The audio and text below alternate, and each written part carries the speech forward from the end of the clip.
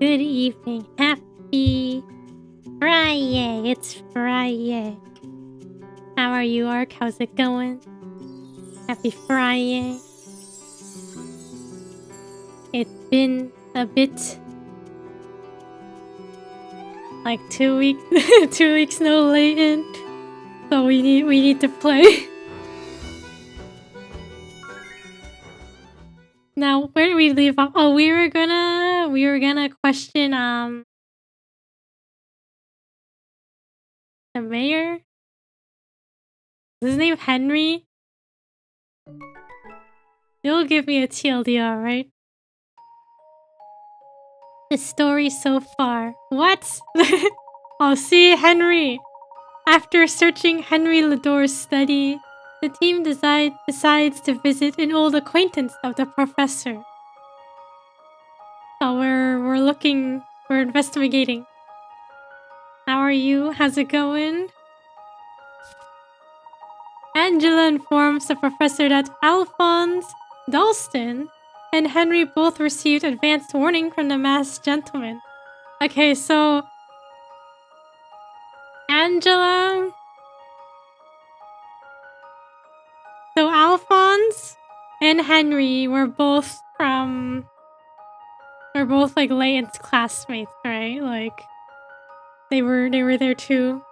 And Henry was kind of like a poor person, right? Wasn't he like he was like a servant. Oh, he was the servant for Randall's family, right? And Dalston was like he was a wealthy person. Anyway, go to Dalston's mansion.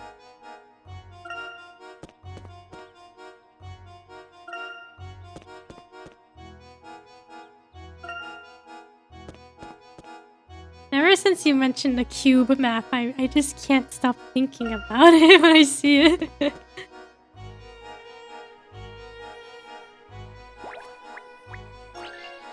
This person has a puzzle.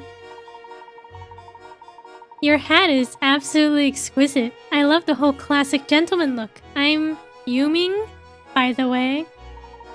Oh, well, thank you. I strive to be one, and not only in dress. I hear English gentlemen appreciate a good puzzle. You should enjoy it.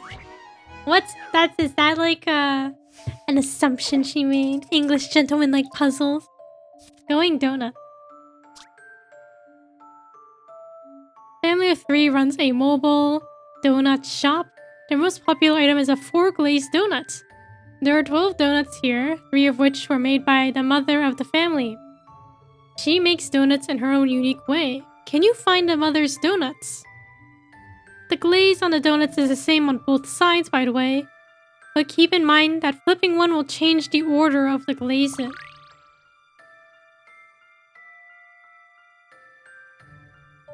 So are we looking for a 4 of a kind?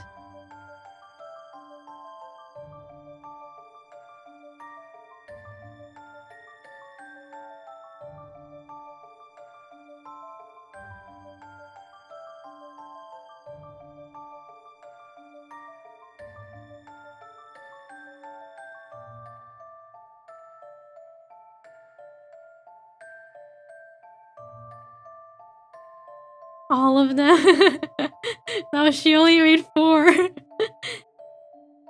Oh no, wait, 3? 3 of which were made by the mother. Okay. I thought it was 4. Okay, it's only 3.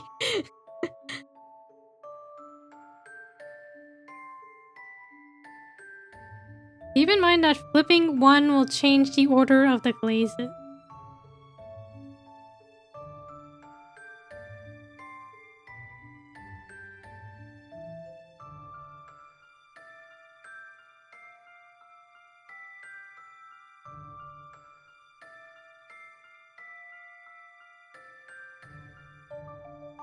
So are we looking for 3 of a kind? Brown, pink, white. Are there donuts like this that exist in real life? 4 glazed donuts?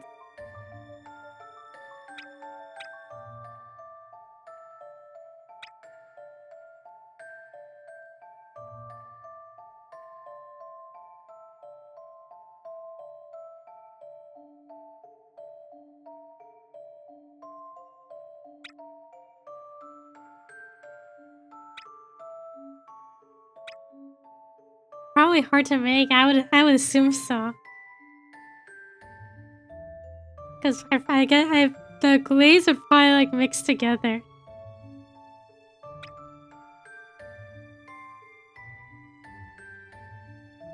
Are the ones I selected the same? Pink, chocolate, white, donut, pink, chocolate, white.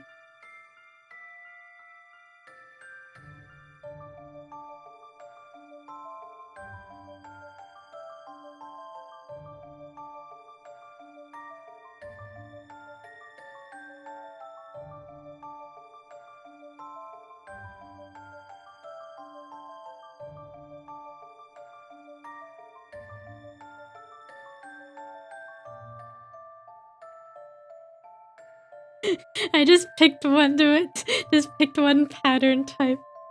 I mean, I assume there's more of the same.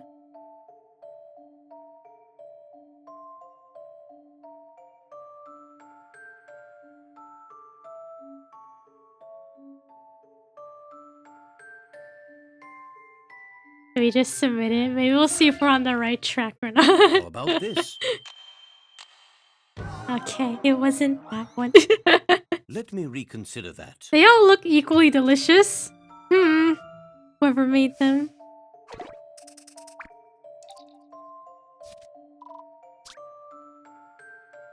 She makes donuts in her own unique way.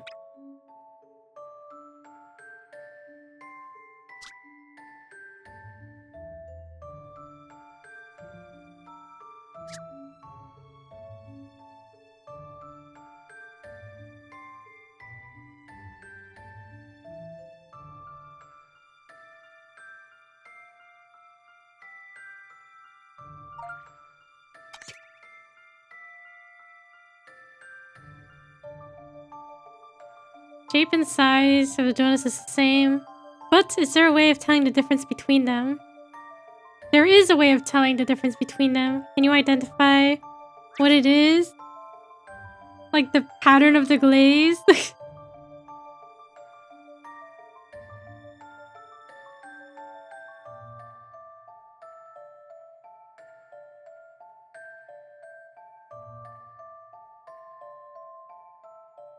Three donuts.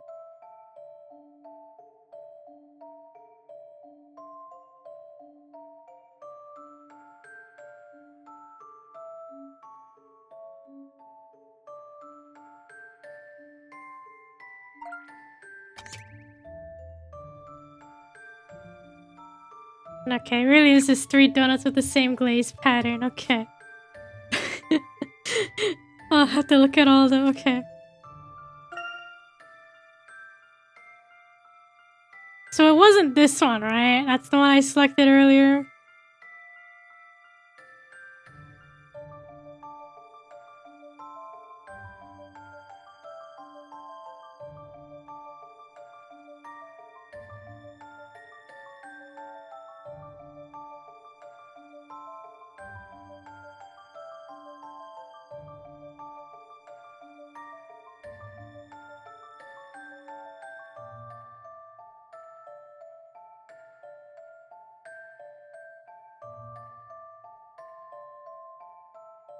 If we're looking at this one, pink, white, plain, chocolate.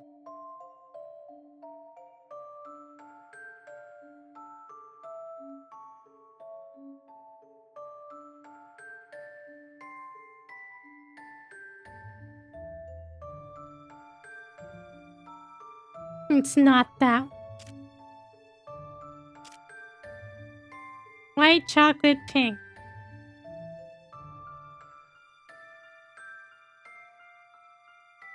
This one could fit white, chocolate, pink.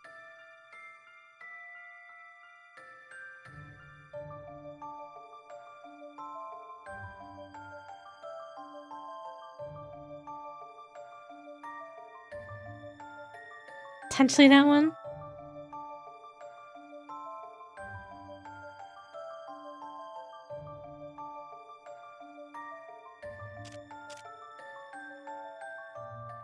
When I say white chocolate, oh, so not that one. It wasn't that one. White, chocolate, pink.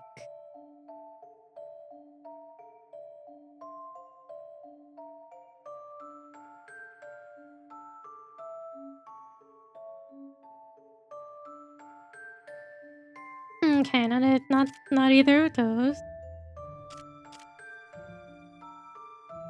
White, pink, plain. White, pink, plain.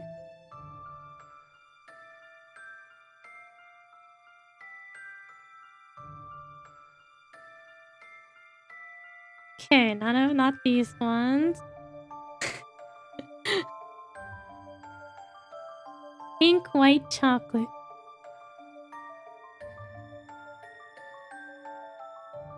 Pink. Pink. Pink, white, chocolate. That's this one.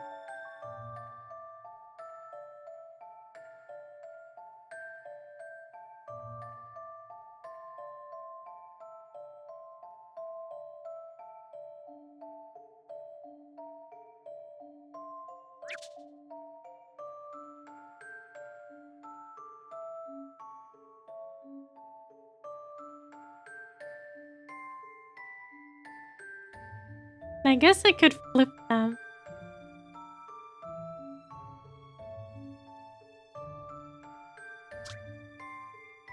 Flipping one will change the order of the glazes.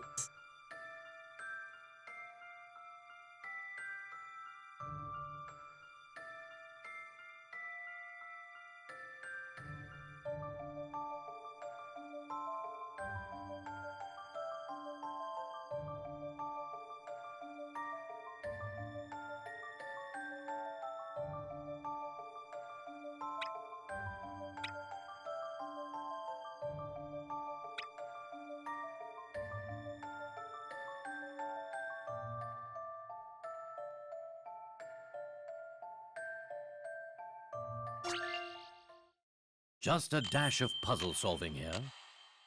It wasn't this one. A tough nut to crack. Subval, hello. I'll solve this one later. We have a lot to catch up on. Okay, the Dalston's mansion. Which is it? This way? How's it going? Oh, is it this way? Going donuts indeed. Sleepy? Are you able to get a good rest? A chance to take it easy? Dalston's estate should be west of here. Okay. Should be west of here.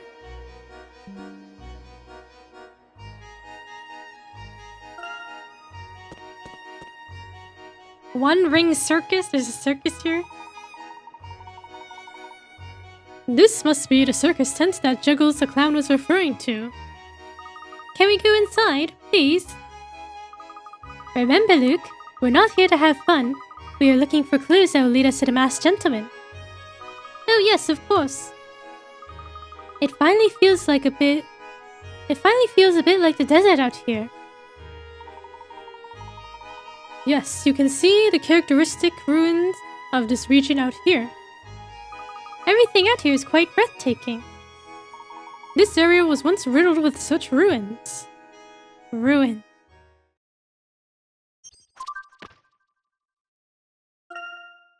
Traces of another civilization. Although Montedor is a new city built in the latest architectural fashion, one can find traces here and there of an ancient design. Where do these come from, and what do they mean? This area of desert is known to be the site of various ancient ruins. Montedor must also have its share of relics. I'm interested in seeing both the ruins and the circus very soon, Luke. But for now, the Dalston residence is just over that way. Okay, first, investigate. Is this a pillar of rock or a palm tree? The ruins of some kind of ancient structure. Looks to be Roman. Okay, where are my hint coins?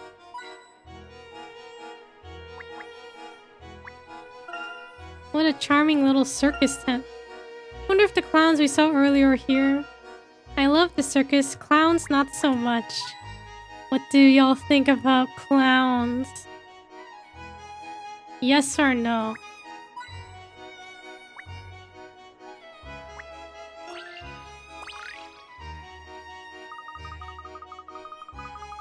Or...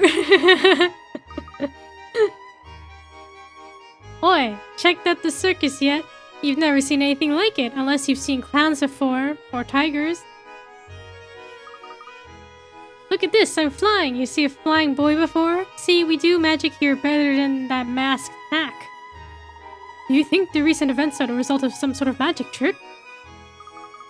All I know is that I've never seen a miracle in my life, but I've seen plenty of magic. There might be more to it than that. The world is full of mysterious things. Some old man at the hotel I'm staying at said the masked gentleman's miracles were the real deal.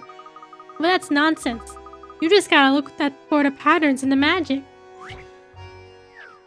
I like clowns. I was very nearly a clown. I wonder what it's like to be a clown. I guess it's just another form of performing, like acting. A school teacher called bright people up to the front of the class and asked him this. Do you see these 5 patterns? Each one is made using 2 paper L shapes. None are rotations or mirrored versions of any other, yet they all have something in common. Using these 2 L shapes, can you make another pattern that shares the common feature of the other 5? Move and rotate the pieces to form a 6th pattern that shares this common feature.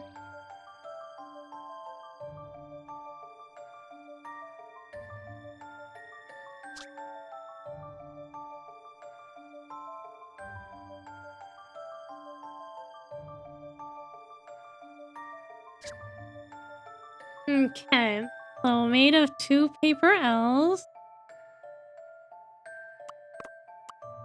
I guess there's the common thing, like they're only touching by one edge. Not like this. The costuming can be overstimulating. Okay. But I don't think that it's very different from a lot of other entertainment work. It's a bit more physical. Okay. Interesting. Yeah, I guess there is a lot of makeup to it, isn't there? Costuming and makeup.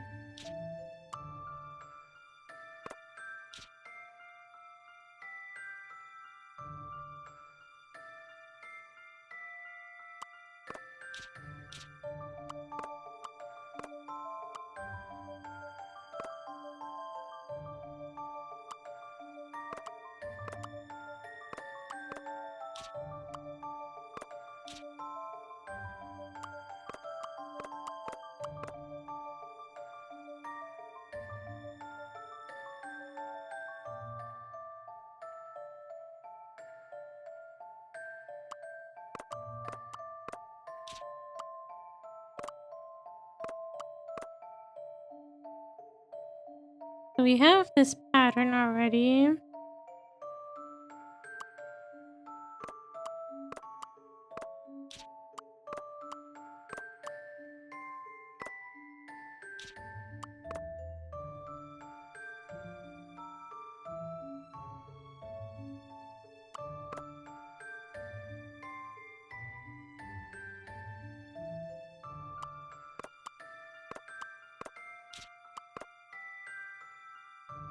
And that one.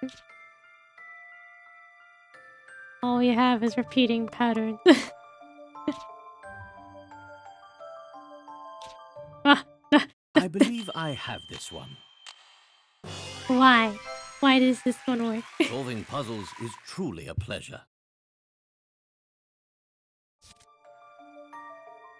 They're all fine examples of an unfolded cube. Ah, okay.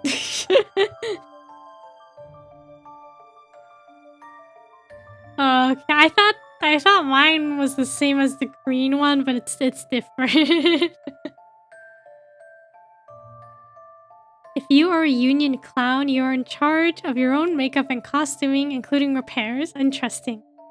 But most circuses will provide the props they want you to use. Oh, okay. Clowns have a union? Yeah, I didn't know that either. I guess it makes sense. Because it's still part of entertainment, right? See, every puzzle can be solved, and so can every magic trick. I mean, if the masked gentleman really did have magical powers, then what's the point of even trying to stop him? Every puzzle may have a solution, but some mysteries are beyond explanation. There is no unsolvable puzzles, but there are unexplained mysteries. I don't buy it. You raise an interesting point, my boy. Interesting. Alright, to the mansion, the Dalston residence.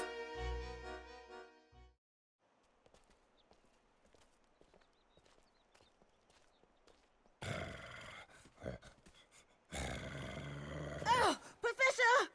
Don't move. This puppy should learn some manners.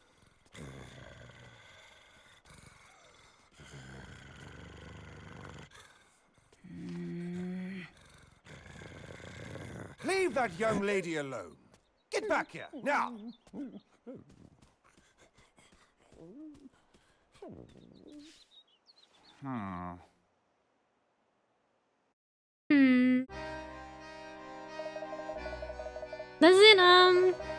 Can't Luke talk to the animals? I wonder if he heard what the dog was saying. Yes, clowns have one of the largest international unions. Oh, that's pretty cool. You can't fire Chuckles. I'm union. He don't bite. Herschel Layton. Haven't seen you in ages. What are you doing here? You know, if this was me, I would be like, who are you? I don't think I'd recognize someone from like, I knew a long time ago. Hello, Dalston. It has been some time. Don't tell me you moved here too. No, actually, I'm here on business. You left Stansbury for a successful business career, just as you had planned, I see.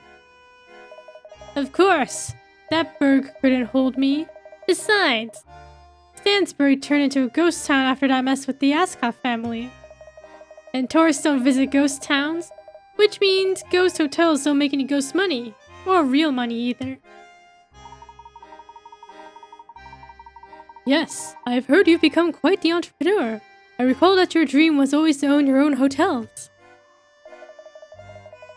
Yeah, and I recall you having more hair. Enough small talk, Layton. What kind of business are you here on? I'm investigating the recent events surrounding the masked gentleman. Who put you up to this? Angela? Let me guess. You're here to see if I seem sussy at all, right? Rubbish. What do I have to gain from that maniac terrorizing the town? This chaos is bad for business. Everyone's business. Well, there are rumors of a power struggle taking place in Montador. If one wanted to hurt an opponent, one might be willing to make a sacrifice or two, no? Hypothetically speaking. Why does the masked gentleman send advance warnings of his actions to both you and Henry? Surely, many other business owners in town would find such information useful.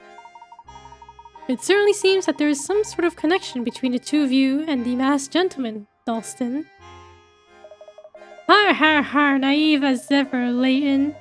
If anyone is connected to that masked creep, it's Angela. I beg your pardon? Look, Layton, this is real life, not chess. I'm not interested in a sacrifice or two. And you know perfectly well that Angela blamed Henry for Randall's untimely end. Henry encouraged that last expedition. So now years later, Angela and Henry are married. You know the saying, keep your friends close and your enemies closer? 'Cause they have a crush, obviously, yeah, right? Angela holding a grudge against Henry after all these years. Come now, Dalston. That seems highly unlikely. Yeah, like, I don't know. Is it really worth marrying someone you have a grudge against? All to get revenge? About as unlikely as me sacrificing anything I worked for. First off, Angela would never show Henry how much she resents him. Angela hid her resentment when she buried Randall, and she's been plotting her revenge ever since. Don't fall for her nice girl act. Gotta play the long con. Yeah, how many years has it been? Angela never even let you forgive yourself for Randall's death. Like, hasn't it been like 15 years? She drove you straight out of Stansbury. Come on, Layton. I wouldn't say that. That's fine, because I would. Open your eyes, Layton. Henry loved Angela, and he couldn't stand seeing her with Randall. So he sent Randall on that expedition into those ruins, knowing how dangerous it was. That's ridiculous, Dalston, and rather offensive, I might add. Oh, is it? Then how come Henry kept the secret code of the Norval Wall to himself? I'll tell you why, so he could get the treasure. The treasure that should have been Randall's.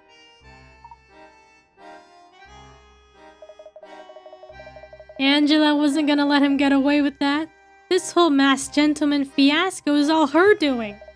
With one stroke, Angela can ruin Henry, get the treasure, and exact her revenge.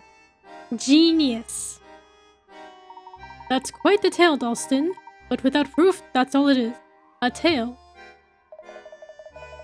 I hope I'm there when you finally realize the truth, Layton. You're being played like a cheap violin. This ain't no city of miracles, Layton. It's a city of betrayals. A city of betrayals? But there are so many fun things to do. See, Layton, you're seeing this whole thing through the eyes of a child. What's wrong with that? It's alright, Luke. Professor, I think we're done speaking with this man. I don't want to hear his nonsense anymore. Oh, this boy has some spirit. You've got a future ahead of you, kid. Maybe you all should pay a visit to the mayor. Oh, really? And why is that? Mayor Bilson put together a special task force to investigate the masked gentleman. If you want the truth, I've got no problem saying that maybe they could help you. Or vice versa, because I got nothing to hide. So many fun things, such as betrayal.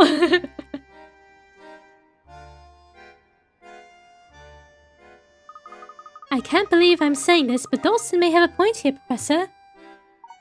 Yes, then it seems a visit to the mayor might be in order. What do we think? Huh? Mr. Dalston, another letter for you.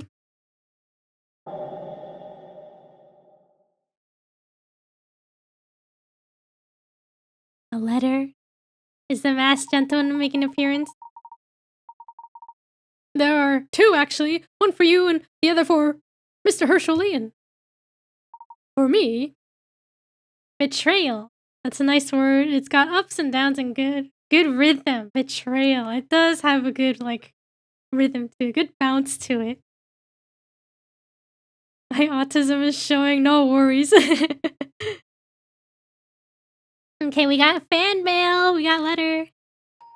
Perhaps a love letter. Greetings from the masked gentleman. I hope you enjoyed last night's festivities. I know I did. It was so refreshing. You see, people who are made of stone cannot tell lies. In fact, they cannot do much of anything. They can only stand there, cold and unfeeling. To rob people of their ability to tell lies is quite miraculous, don't you think? Almost as miraculous as my follow-up tonight will be. I will be performing in the Gallery Plaza. I promise it will be an uplifting experience you won't want to miss. I hope to see you there.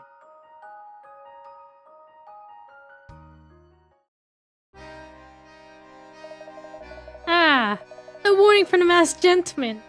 Well, I stood before you, no less. How did anyone know we were here? Professor, I think we're being watched. I believe you're right, Emmy. Look, that plaza is going to be teeming with tourists tonight. Someone may get hurt. We still have time before sundown. We need to inform the mayor of this. Shall we be off, Professor? Yes, let's go. The mayor should be down at City Hall. It's just past the Lador Mansion. He's probably meeting with his task force as we speak. I know he's got some detectives coming in from London, too. Hopefully you'll get there just in time to hear them falsely accuse me of being the masked gentleman. Har har. Maybe we will. Come now, Luke. Let's head to City Hall. Thank you, Dalston. That was informative. I mean, this was informative. I always forget how camp these games are. Utterly peak. Imagine she was just sharing their location on Instagram stories. Hey guys, we're here at the Dalston Mansion, questioning Dalston. So do we believe Dalston? Do we think his theory is correct?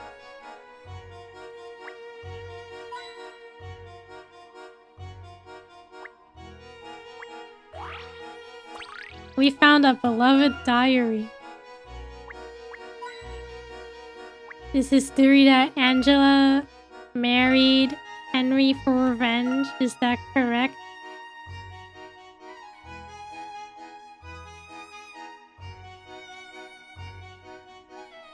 Found him like the Dr. Pepper guy. His outfit isn't camp enough for him to be the villain. Ouch. Ouch, ouch. Luke, why are you touching the cactus? Okay, cactus, you win for now. Is he trying to hug it? Okay, so not villain enough. Not a villain enough outfit. Okay, find the mayor at City Hall, who's near the Lador Mansion. He said. Who's this? He doesn't serve.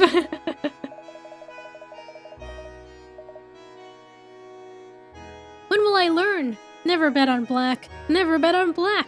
Looks like jam and haggis sandwiches for me all week again. Oh, he went gambling. Pardon me, sir. We are seeking information on the masked gentleman. Might we speak with you for a moment? Buddy, if I knew anything about the masked gentleman, I'd be down at the police station collecting my reward money.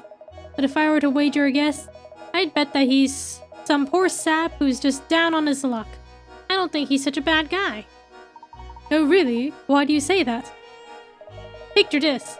The poor guy gets robbed blind in the casino. He loses everything because it's all fixed. What's he supposed to do?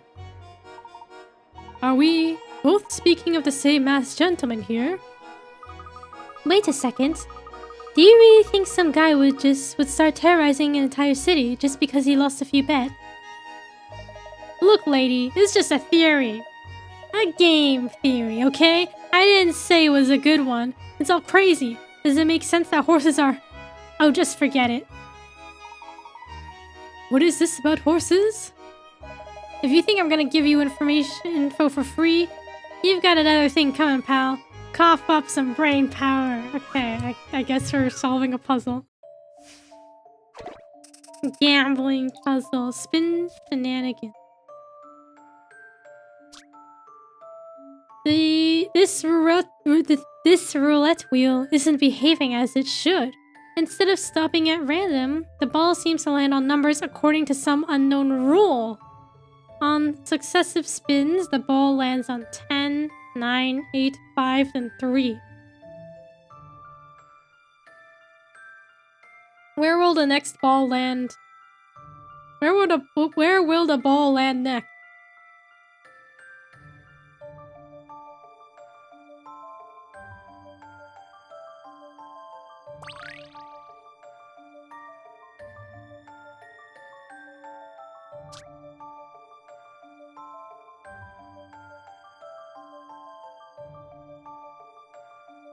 10, 9, 8, 5, 3.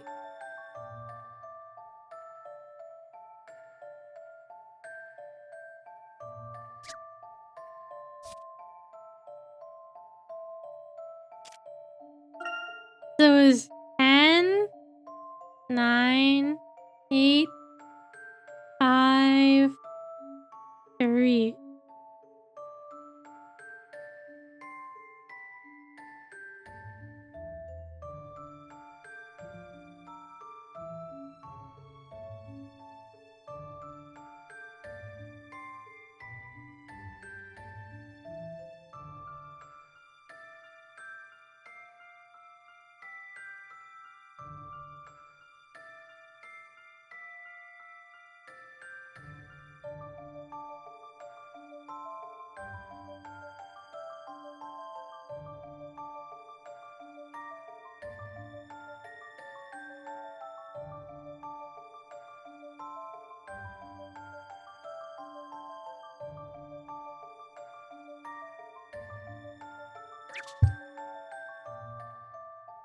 What comes next?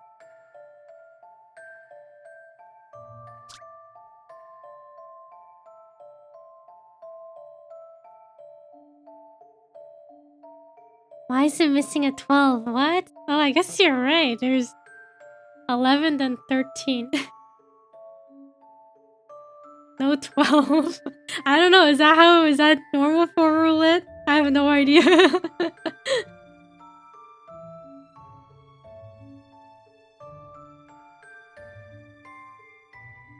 10, 9, 8, 5, 3.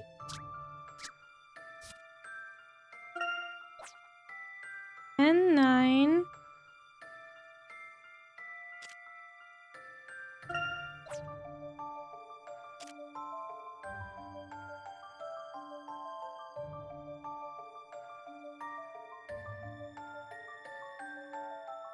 8, 5, and 3. Roulette usually goes from 0 to 38. 38. I guess this is no normal roulette.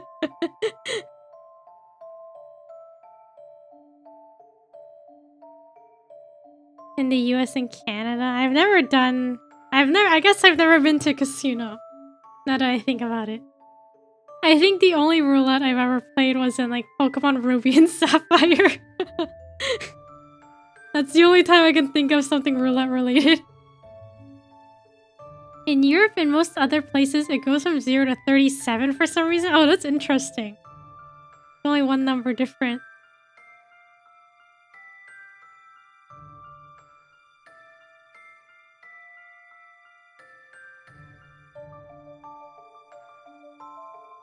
I don't know what the pattern.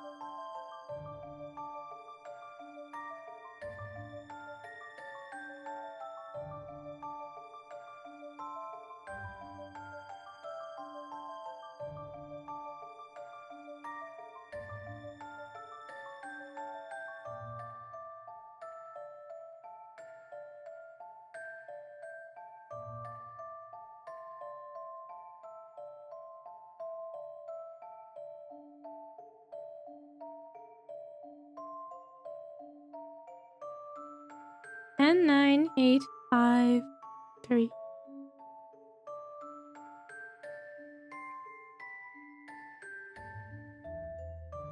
I haven't considered the red and black spaces. Would it not land at 9 again? 9. So right here again. But why? What's the logic?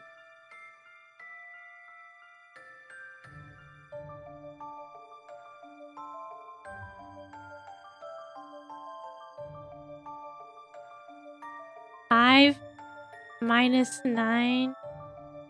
No, 5 to 9 is 5 spaces.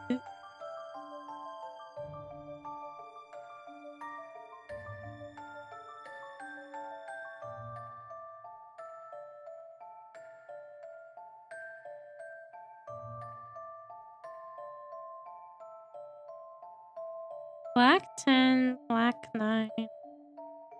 8, red 5, black 3.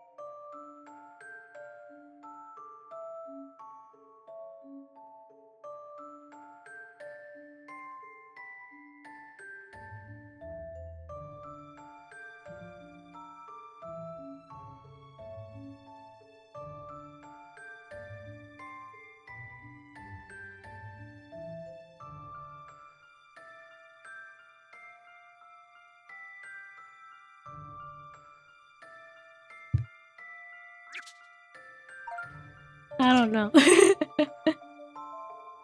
The rule for the sequence of numbers is only possible on a spinning wheel.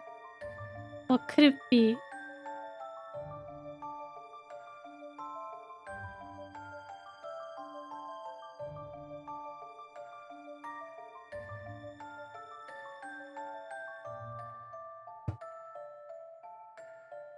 Spinning wheel means that it loops around.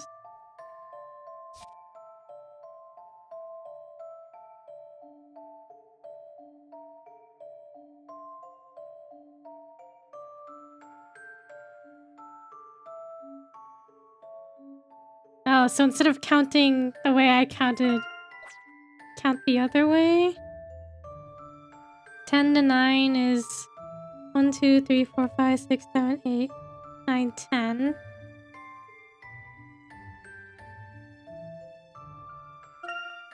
Then 9. 1, 2, 3, 4, 5, 6, 7, 8, 9.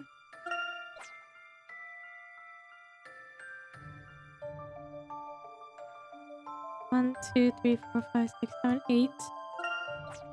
1, 2, 3, 4, 5.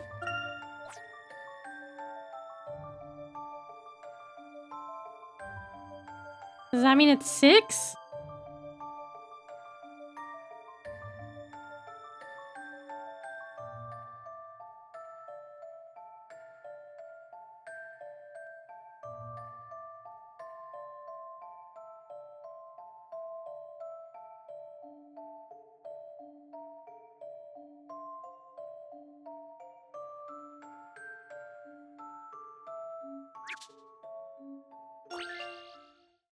Just a dash of puzzle solving here.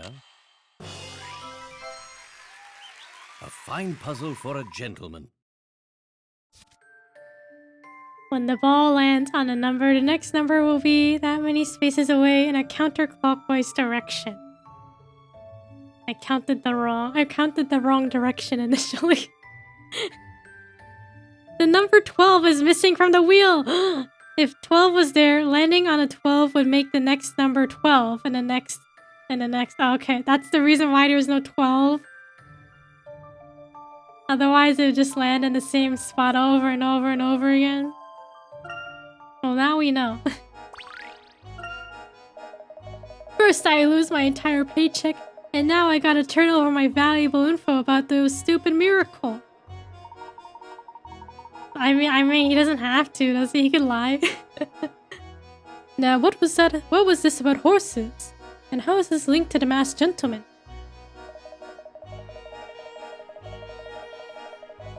Well, all I heard is that if you had a horse to sell around the time he first appeared, you could make some serious dough. That's all I know. Now, if you excuse me, I gotta go scrounge around for loose change under some park benches. Why would he think that information was valuable? Was he betting on horse races as well? Perhaps it has something to do with the incident in which the masked gentleman turned people into horses. Something is fishy here, or horsey.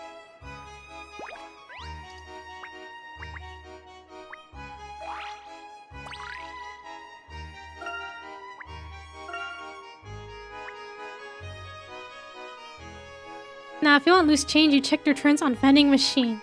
Oh, I should try that. I don't know if I've ever found one in vending machine like that.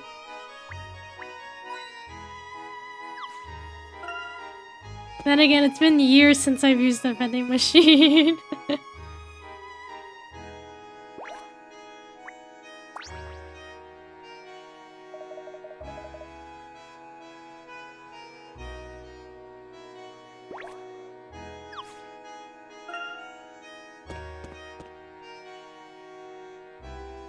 once got 3 loonies from a vending machine return slot. Good luck, that's pretty good. Any spare change is pretty good. Do people just not check, like, when they get their change? Or they're just like, okay, I got my thing. That's it. I can leave now. City Hall must be down this way.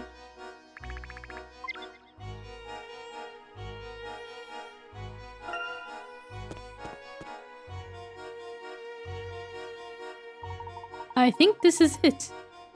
Quite a marvelous building. Let's see if the mayor's task force is inside. You have to go to rich people's gym, and they have vending machines in the entrance you can usually get stuff from. Oh, okay. That's the strat, the rich people gyms. Most likely when the machine just eats the money and they don't know they push the button to get a refund. That's also true. They just bang on the glass and like, give me back my money. Then they walk away, utterly defeated.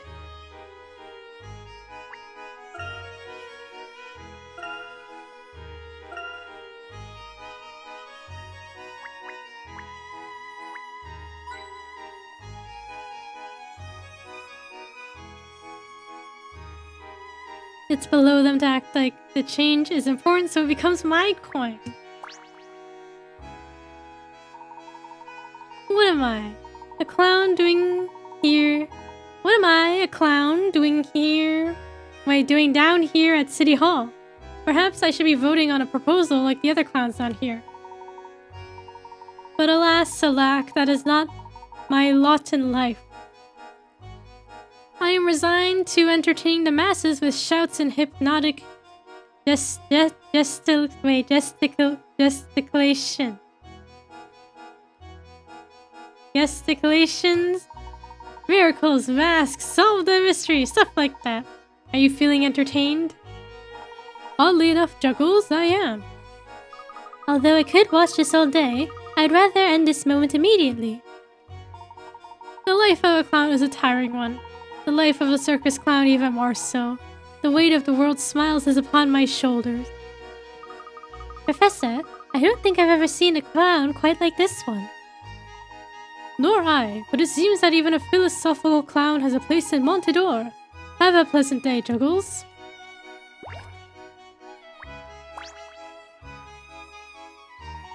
The task force briefing starts soon, but I think my partner is still investigating last night's crime scene. I've told him time and again that gathering evidence is a waste of time. What evidence there has been compromised by now. You don't think it's important to look for clues considering the statue, isn't it? At this point, crowds of people have been contaminating the scene. Plus, we're not very good at investigating in the first place. This know-it-all detective from London and the chief can't agree on anything. And that other burly detective is just a meathead. A meathead? What's a meathead? The chief's words, kid, not mine. A meathead. Okay, let's go into City Hall. I didn't think City Hall would be this big. Montador continues to impress. It appears as if the entire police department is here. I hope that's not the case. They do have a police station outside of town. It looks like they're taking the recent events very seriously. Yes, it appears the masked gentleman is receiving the attention he craves. We didn't see any officers after the stone statue incident, so I think it's safe to say that the police aren't getting any advance warning. I can understand if this villain has a grudge against the town, but targeting innocent people just isn't right. I agree, Luke. We need to get to the bottom of things as quickly as possible. The art direction in Professor Layton games is always fire. Yeah, I love the art style. Very nice, very detailed.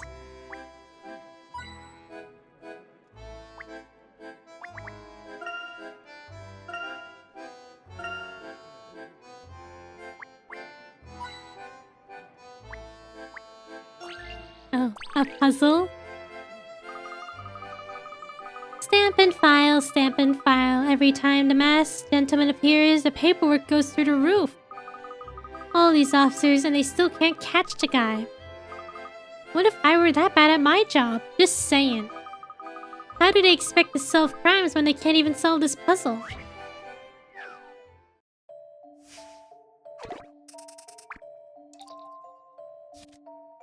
Layton's hat. You have a stack of thin tiles that are 3 by 3 in size. There are 3 colors and each tile is a solid color. Use the available tiles and stack them on top of each other to construct a top hat like the one above. How should you layer them? Take the tiles from the right and place them inside the border on the left.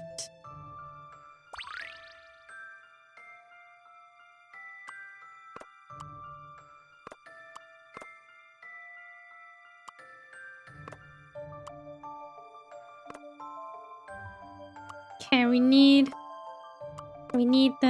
the background, the base.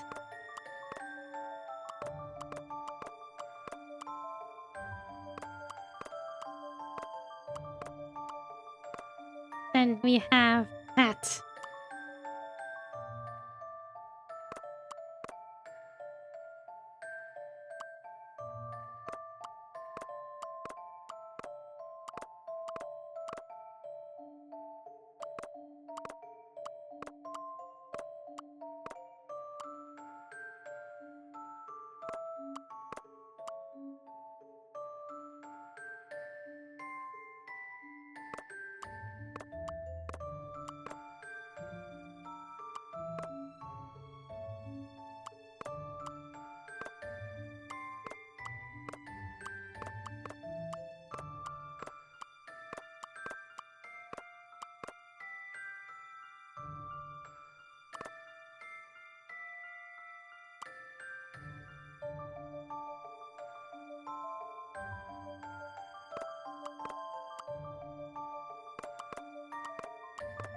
Okay, we need okay, we need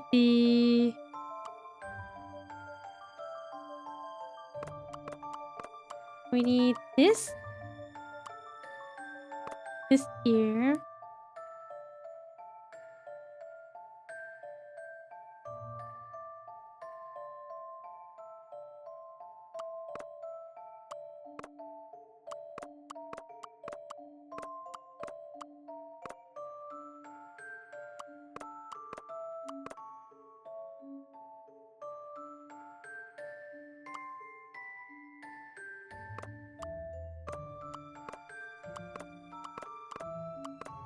I don't know why this is taking me longer than I thought it would. Okay, that way we need this here.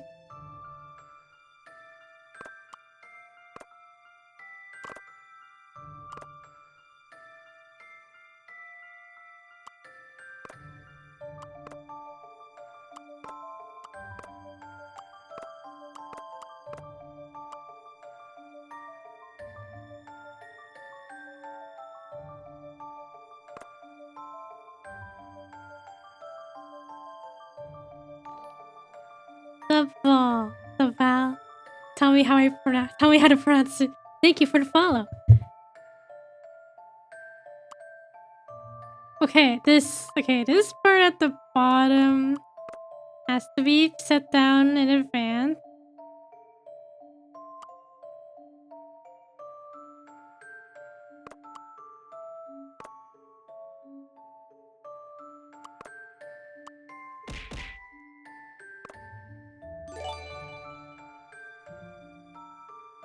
Mark, thank you so much for gifting the sub to... It's short for Submarine Valentine. So I think that helps for pronouncing. Sub Val. Okay. Thank you for gifting that sub to Sub Val. That's fun. Submarine Valentine.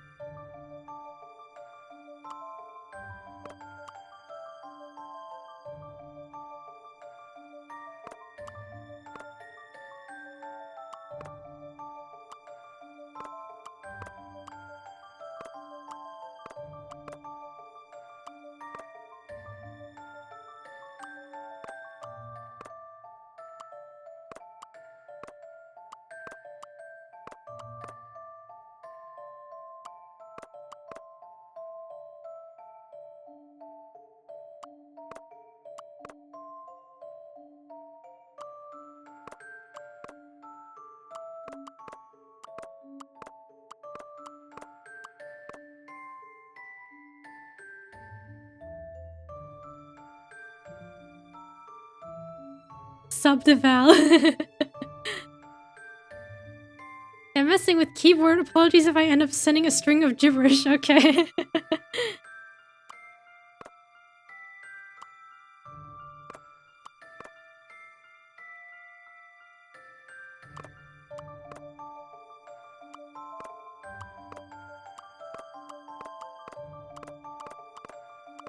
How do I do this?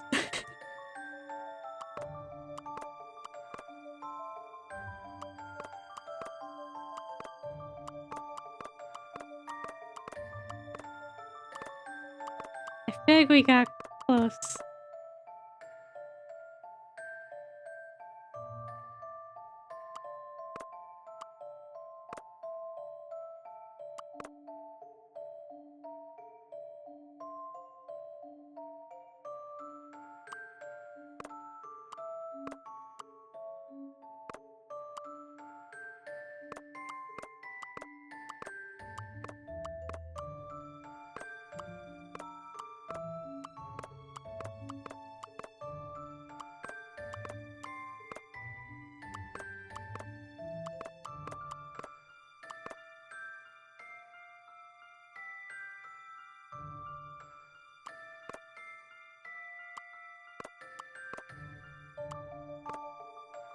Oh wait, that's too high. Our hat was too tall. This puzzle confounds me too.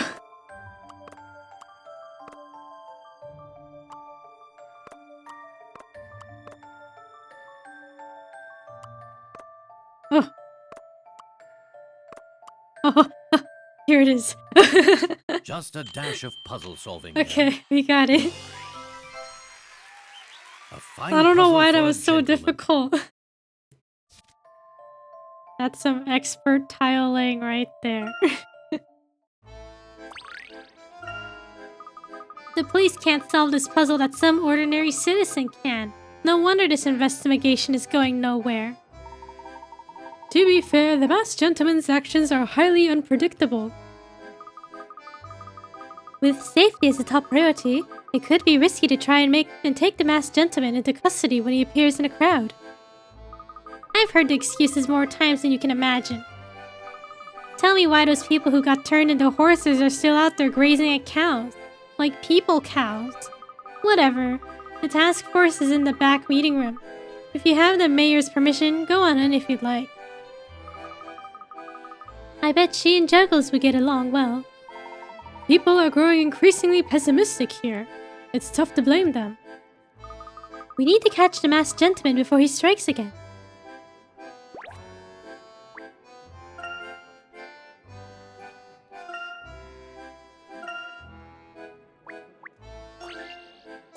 And there's a puzzle in the lamp. The power cables for the lamps are connected in a rather peculiar way. Which one goes where, Professor? What Layton was just like, wow, look at this lamp. Look at the power cables. That's the puzzle. Alright, what's this? You have 4 cables plugged into 4 sockets. But as they run through the pipes, you have no idea which cable connects to which sockets. You only know part of where cables B and C run through, shown above. Okay. The length of cable inside the pipe is 6 meters for each cable. Each section of pipe is 1 meter long. However, while the vertical pipes can hold as many cables as needed, the horizontal pipes can hold only 1 cable. Can you work out which cable is connected to which sockets? Real life wiring is like this too. I believe it.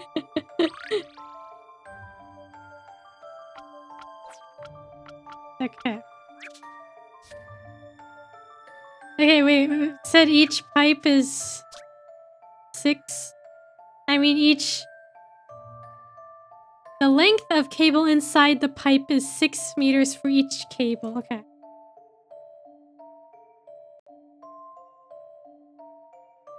Okay, vertical. Okay, horizontal is only 1 pipe. I mean, one.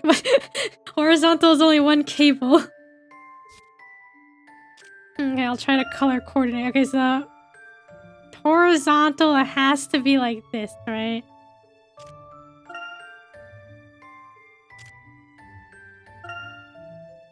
And B. Okay, we know that B has to go through here because it tells us it goes through there.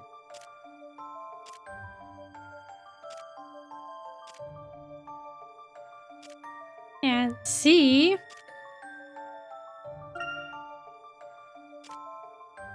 goes up through... Oh, like at least...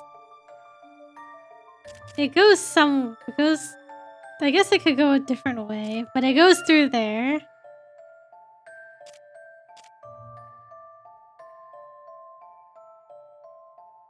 And each one has 6 meters. Okay, so B so far is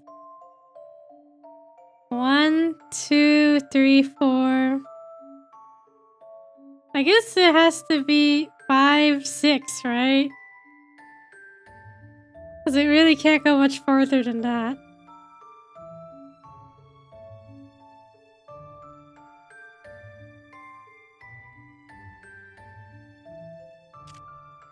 Okay, horizontal, only 1 cable, so this one has to go up. And then... Okay, C...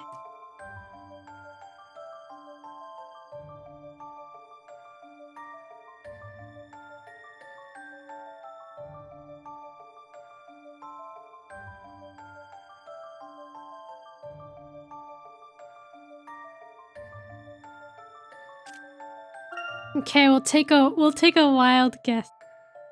Maybe like A can be 1, 2, 3, 4.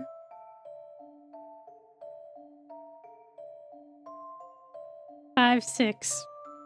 We'll just tentatively put that there.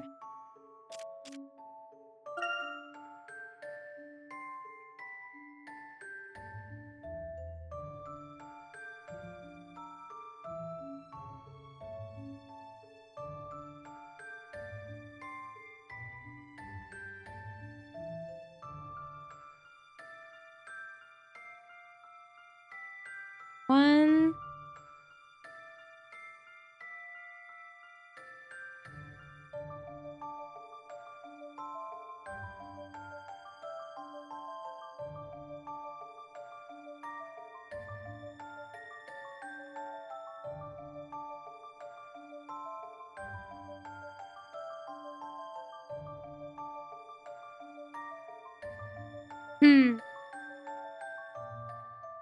Okay, well, just tentatively. 1, 2,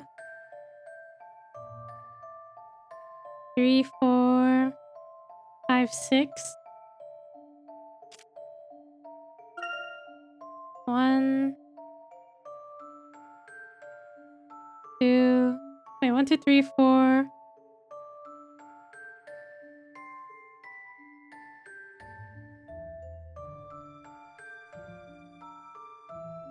Okay, I guess D cannot go that way. It's kind of far.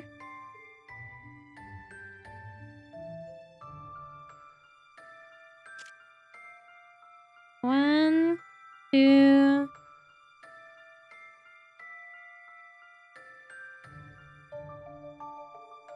One, 2, 3, 4, 5, 6.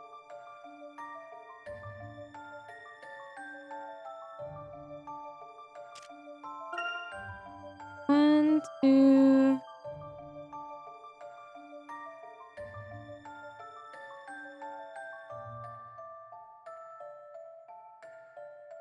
This is correct. Okay, let me look, check work. Okay. 1, 2, 3, 4, 5, 6. 1, 2, 3, 4, 5, 6.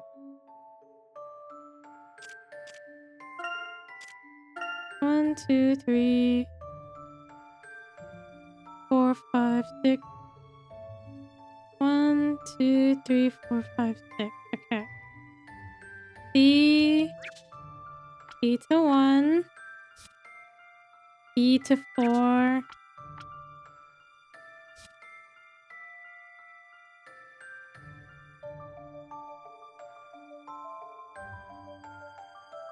A to 3. And D to 2. Okay, let's hope nothing explodes. Just a dash of puzzle solving here. That was a challenge, to be sure.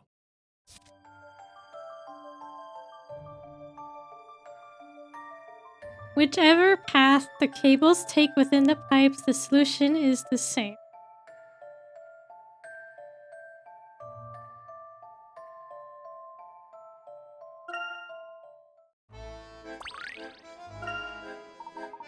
Ah, that's that, then. Still, quite odd. Okay.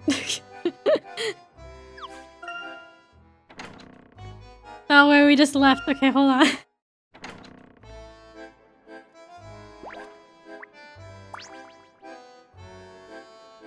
You are here. Here is City Hall. Is the mayor in? We'd like to speak with him regarding the task force he has assembled to investigate the masked gentleman. I'm sorry, but you'll need the mayor's approval to talk to the task force. To get the approval, you need to see the mayor. Oh, wait a second. Which is what you just asked to do. I'll go see if he's available. Wow, I'm excited to meet the mayor. Managing a town like Montador must be a big responsibility. Maybe I'll be mayor. Maybe I'll be a mayor when I grow up. How does Mayor Luke Triton sound? Oh my. Are you the mayor? No. Oh, he is the mayor. Okay. Mayor Rich Bilson. Rich Bill. How are you doing? A pleasure to see you again. Oh, actually, I don't believe we've met. My name is Layton. I mean Professor Herschel Layton.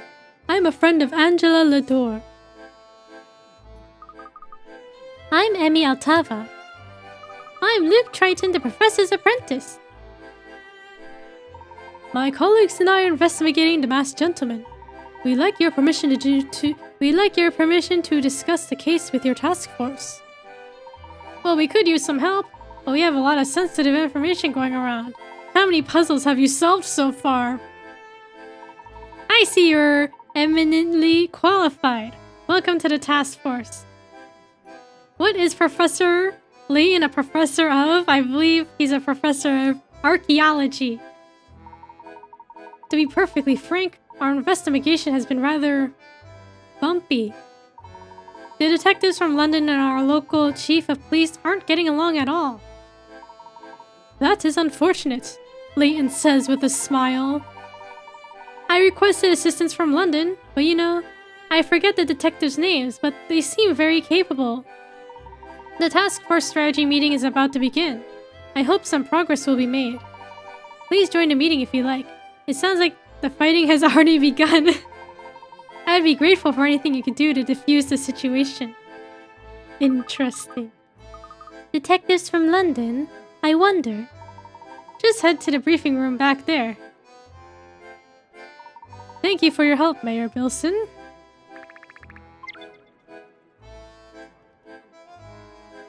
Are there gonna be some familiar faces here?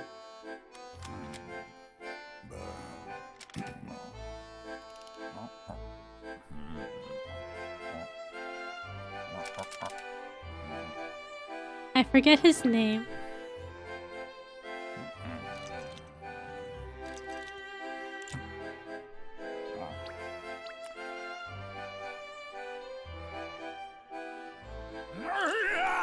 Don't you sneak up on me like that! Who let a child in here?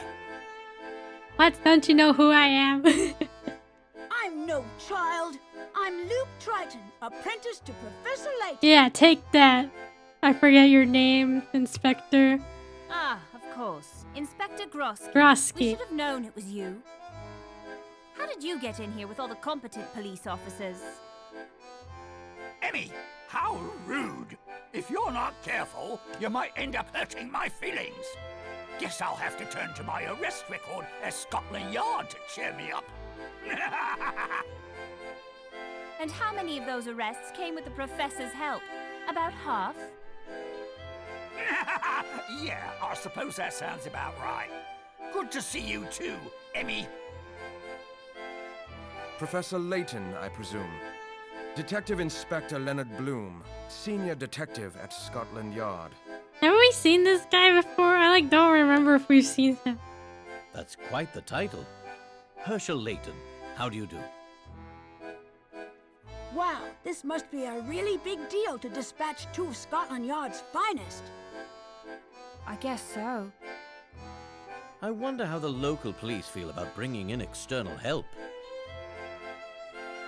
How did all these people get into my briefing room?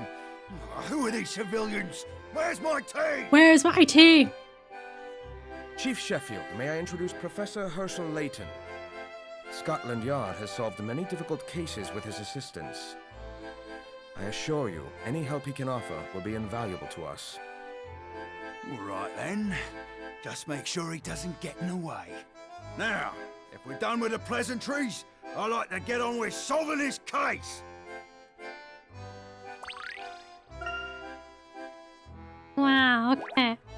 We got a meeting to meet.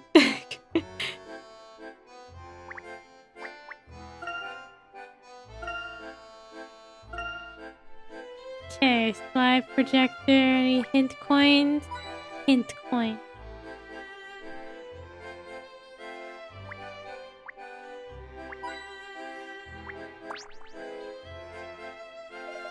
Let's get this meeting started before I turn gray. Too late. Start the briefing. Hold on, we'll see if we have to talk to anyone else. Ark, thank you for the stretch. Thank you for the posture check. No shrimping. No shrimping in chat. And thank you for the hydrate. Yeah, any snacks or drinks today? Just have water. Just got regular old water. If you finish your business, please let Chief Sheffield know and I'll get started.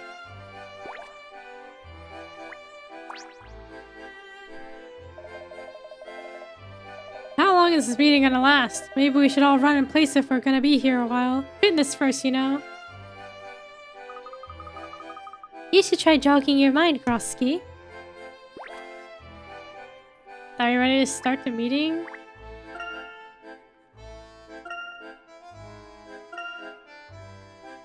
Mr. Pink? What a hairstyle. Ooh, I guess they all have interesting hairstyles. I guess we'll start the meeting. It has caffeine, Mr. Pink. Nobody better have to go to the loo. Yeah, no bathroom breaks allowed. Let's not drag this out any longer than we need to. Grab a seat and sit in it.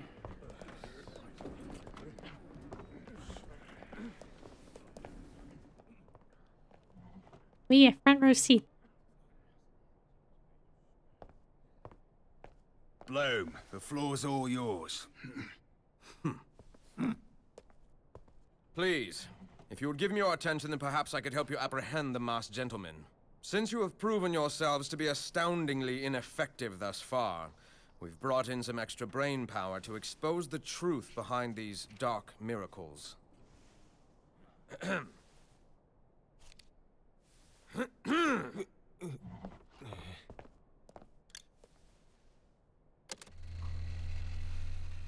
This masked buffoon has made 4 appearances.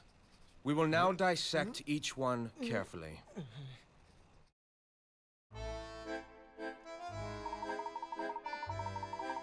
We must demystify the masked gentleman's actions in order to fully analyze this case. We have a special guest here. His skills of deduction are unparalleled. Professor Layton, do you have anything to add? Yes, we have been investigating the masked gentleman on our own. Where shall I begin? Let's begin with the most bizarre. Do you have any information on the horse incident? Not really, right? Well, all we know is that one guy said that if you were selling horses around the time the masked gentleman was here, you would make extra money. Like, you'd make a lot of money. I've been able to gather very little on that incident specifically. However, I understand there were witnesses. Indeed, perhaps we should fill you in on what we know. Please do. Have you seen the statements we took from the witnesses at the scene? No, but I'd like to if you don't mind.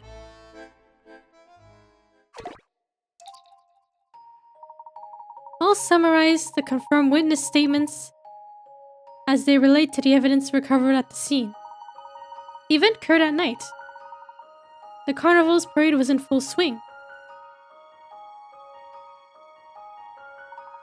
As the parade approached a bend in the road near the merchant district, the masked gentleman appeared. I assumed there was a large crowd. Yes, as was expected, no doubt. A flash of light appeared in the sky, and the masked gentleman was seen on the ledge of a building.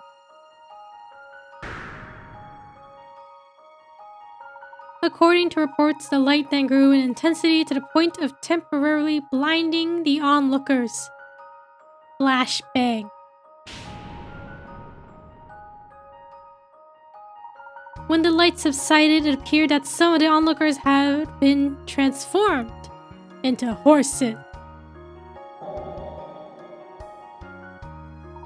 Only a few personal effects were left behind. The bodies of the tourists could not be found.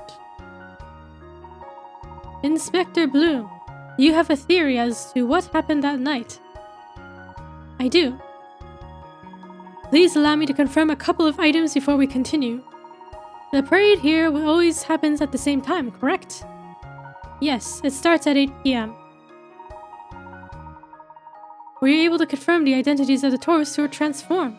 Ultra slick back, the hair. It does keep its shape well.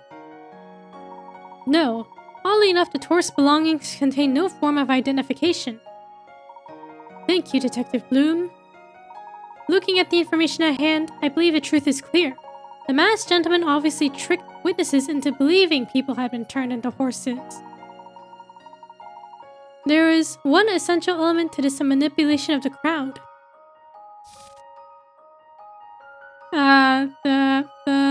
The key element, the time. It's always at 8 p.m. every day. Or every time, at least. It was already dark by the time the parade began. It's much easier to pull off a trick of the eyes at night. I agree, Layton.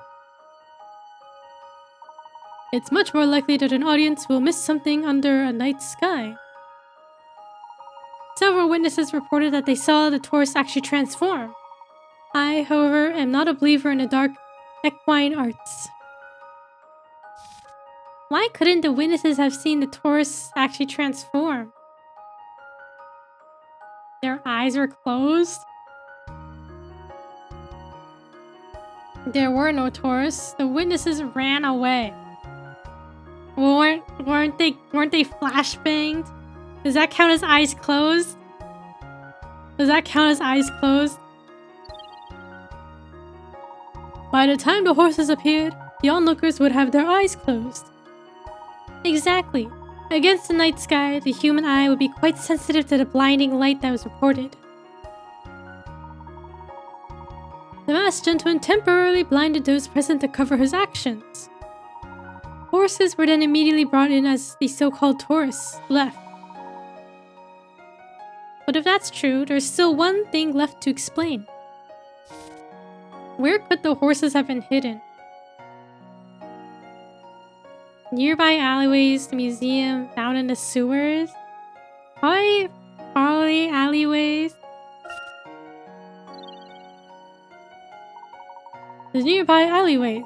One could hide them down various alleys and quickly bring them out into the plaza. Well done, Layton. I see your reputation is well earned. I see you have common sense. That's what he just told me. So for my samurais, first, it seems that the location of this act was key. The plaza is surrounded by several dark alleys. Due to a bend in the road, the area isn't fully visible until you enter it. Such well-behaved horses.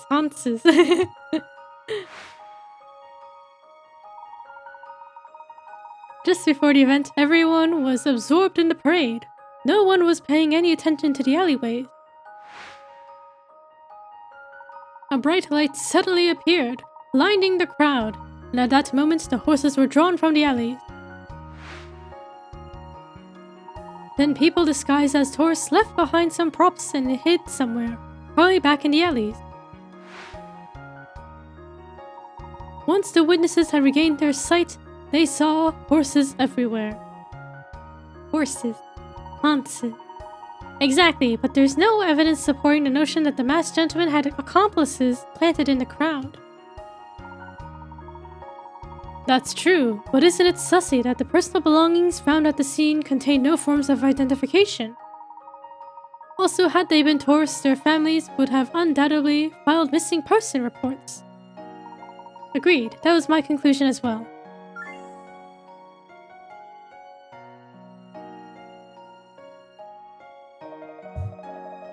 What? The masked gentleman's dark miracle was just some stupid parlor trick? Yes, Chief Sheffield. I'm sorry to inform you and your simpletons that it was not actually magic, simply a well-executed illusion. I don't like that tone, Bloom. Take a break, folks. Bloom and I are gonna have a few words. Layton, find me when I'm done.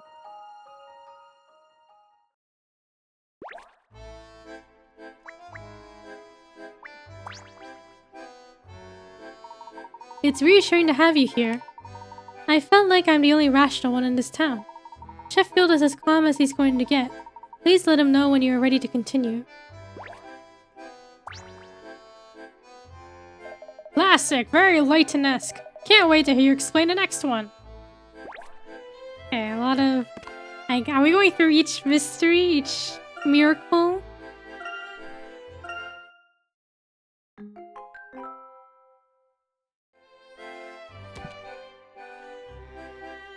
Alright, I guess next one. Okay, I want to get started on the next one. I'm interested to see what you think about the incident at the museum. What do you know so far? We have reports of people jumping out of paintings at the museum and defacing property around town. Ridiculous!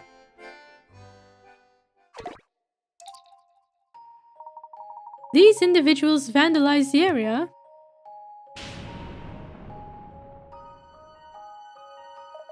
More than that, witnesses said that these oddly dressed folks destroyed property, broke windows, nearly started a riot. Then they disappeared just as quickly as they appeared. Did anyone actually see these people come out of the painting? No, the museum was closed by then. So why do people think these individuals came out of the painting? Well... apparently they were dressed just like the people in some of the paintings that were displayed in the museum. Down to the finest detail. And when we checked the museum, we saw that the paintings were... empty. What do you mean, empty? I don't know how else to say it. All the people in the paintings were... gone. Only the backgrounds were left.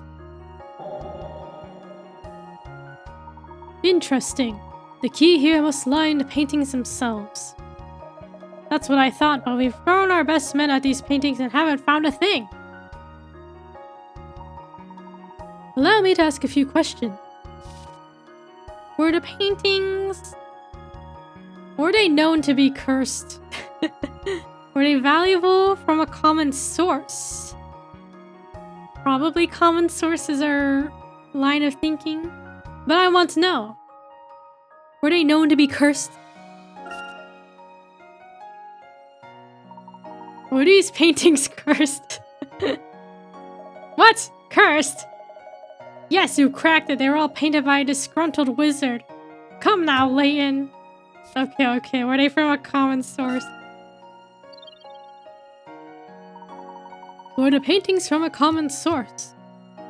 Yes, according to the museum's curator, they were all donated earlier that day. Oh.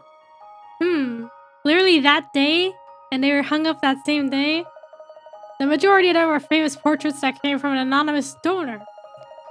That can't be a coincidence. Whoever donated these paintings must be considered an accomplice to this. Sus, indeed. We looked into it, but nobody has any information on the donor. We interrogated the entire museum staff, and they all checked out clean and ignorant. A lot of time spent and nothing learned. We must understand how the illusion was created in order to find the truth. Were the paintings oddly shaped? Probably not that one. Strangely packed, unusually framed.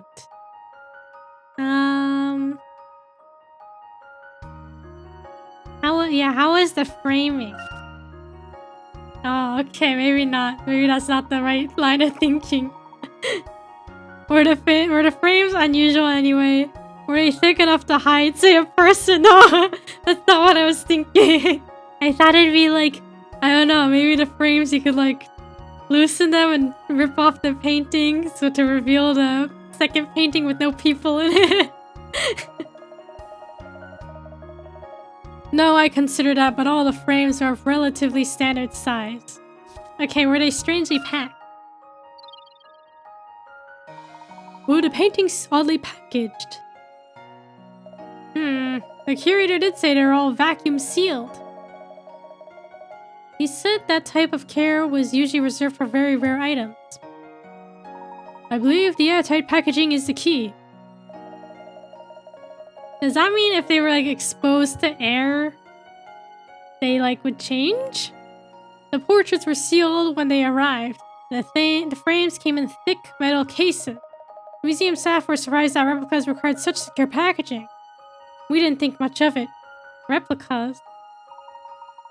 If my theory is correct, the donation must have included specific display instructions. Did the display instructions specify when, where, or lighting condition? Maybe when?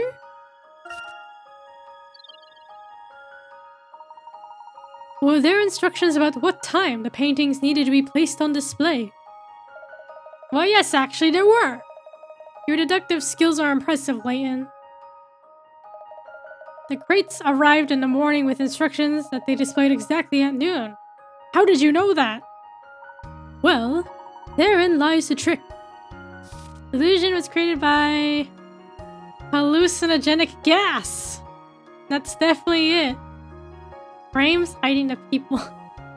Is he just gonna say, like, we already talked about this? The frames, they don't hide. They're too small to hide people. People were hidden in the frames. The frames weren't thick enough to hold a human body. Okay. It was the gas. The hallucinogenic gas. There was hallucinogenic gas inside the painting, which was released when the paintings were displayed. So every witness was hallucinating, eh? I guess all the windows in town must have just hallucinated themselves broken. And the portraits imagined themselves blank then. Okay, vanishing paint. The portraits were treated with a special paint that evaporates when exposed to air. Does such a thing even exist? Have you ever noticed how sunlight can cause the colors in a painting to fade? In a similar way, it's possible to create chemically reactive paints that will turn transparent when exposed to air. Of course, you can make anything in the painting look like it just disappeared. This is something I think I might be able to do with the right paint. Kind of want to try that. Yeah, it sounds really interesting. Paints that disappear when exposed to air. Wait, then how would you paint it in the first place? wouldn't it like I guess you have to paint it really fast and then seal it and then you can watch it disappear later. The chemical process would have to run its course, so the timing must be precise. The seals were removed so that the paint turning transparent would coincide with the appearance of the vandals. The masked gentleman had these vandals dressed up like the people in the portraits. Genius, or insanity.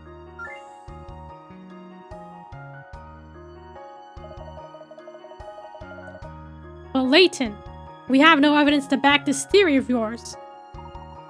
Well, I doubt such paint would disappear completely without a trace. If you examine the paintings for chemical residue, I'm sure you'll find outlines from where the paint turned transparent.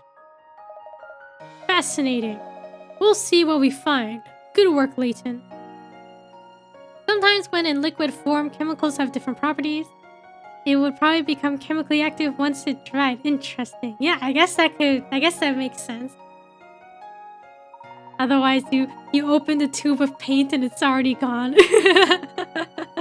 Time to go down an entirely useless rabbit hole. If you find any information, let us know. Another one down. Let's take a break. I would like a minute to think about this. I give the breaks around here, Bloom. Alright, take 5, everyone. Layton, let me know when you're ready to continue.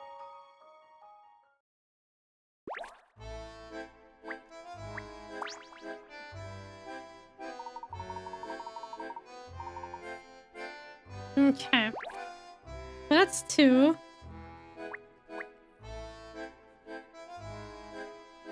Alright. Ready for the next one?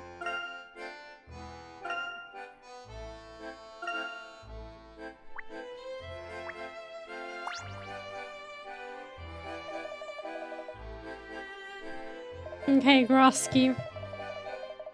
Right, Layton, let's take a look at another one of those dark miracles. The next one's a real doozy. Well, if it's anything like the first 2, it's not a miracle at all. Yes, but none of the other ones involve people being engulfed in flame. That is true.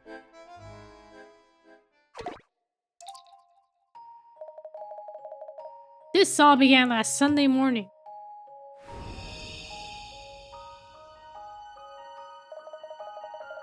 "13 citizens received a threatening letter from our masked you-know-who. It read as follows. If you value your life, come to the Gallery Plaza this afternoon at 1 o'clock. He also took out an ad in the paper. Dark Miracle seeking Gallery Plaza. No more games. Meet me at 1 p.m. Quite a bold move, making an announcement like that. Yes, the plaza was packed with tourists and local citizens alike. We have a transcript of his little performance here. Welcome, good people of Montedor. I am the masked gentleman. 13 of you received a special invitation to be here. The masked gentleman didn't show himself. Only his voice was heard in front of a tent that was set up there. Just before 1 p.m., part of the tent was dropped to reveal the 13 invitee. How far away was the stage from the audience? We don't have that exact information. Not far, but not close either. So then, when the clock struck 1, boom! All 13 people burst into flame. Apparently the flames burned brightly, peaked, and were immediately gone. The flames were gone? Yes, gone, no more! Burnt themselves out to ashes and blew away, probably. It doesn't seem to be based in reality from what I can tell. This is disappointing, ah man. Yeah, I feel like if it was a common thing, we would hear more about it. Disappearing paint. I guess not the same, but similar. You can get like paint that reacts to like black light and like glows, UV reactive. You do something like that, or glow in the dark. Although of course it's not exactly the same as disappearing. That's not a miracle. That's a public execution. But it wasn't. All 13 people were later found at home completely unharmed. I don't understand. No one does. All 13 were just as confused as we were. They remember going to the plaza, but nothing after that. Did you check under the stage? Maybe the 13 people hid under it during the fire. The stage was completely destroyed by the fire. Nothing was left but ashes. I'm going to be racking my brain here. It's like trying to bench press a car. I'm so close, but I can't quite get it. Are the investigating officers present? Yes, sir. I took the witness statements and interrogated all 13 individuals. Sir. I have a few questions for you. Okay, all 13 people were handpicked by a masked gentleman. Were they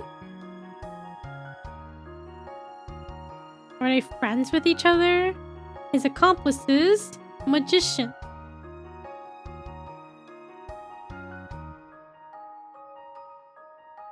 Were they friends with each other? I don't know. Were they friends by any chance? Not exactly, but now that you mention it. Yes?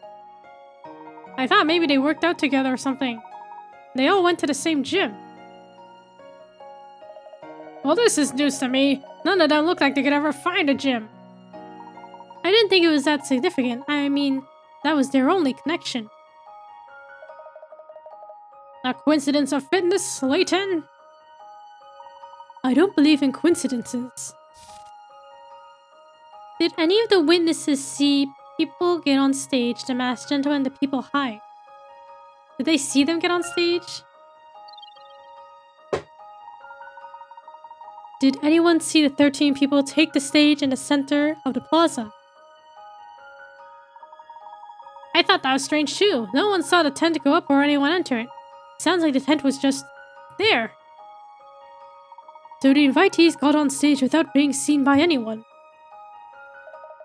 In the middle of the day, no less. Yes, very strange. I'm curious about one other thing. Fire away! Fire! No, never mind. Were their clothes extravagant or gaudy? Missing? The same at home? Oh, that's a good question. Were they the same at home? The masked guy is a gym bro confirmed.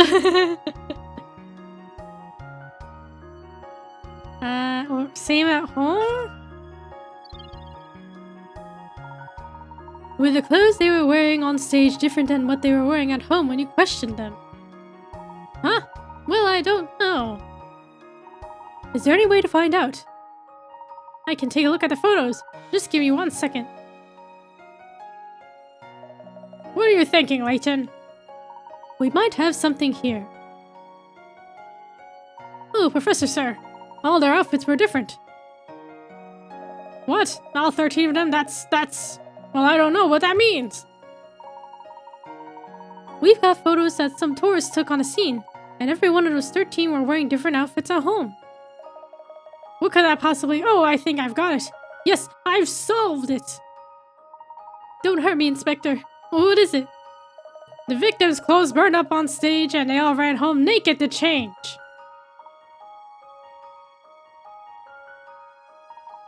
Broski. Well, I don't hear any other brilliant ideas. Stop smirking, Layton. What is it?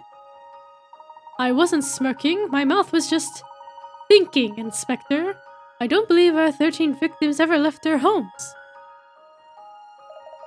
Have you lost your mind, Lane? Hundreds of people saw them on that stage. Allow me to explain. All 13 people received a letter, correct? That's right. Was it just one letter?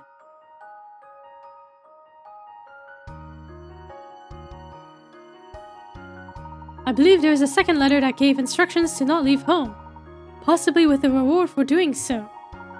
This letter probably contained instructions to show only the first letter to police, under the threat of some horrible consequences. But they were in that plaza, on that stage! Actually, there is no evidence of that. I believe they were expertly crafted, highly combustible mannequins on that stage.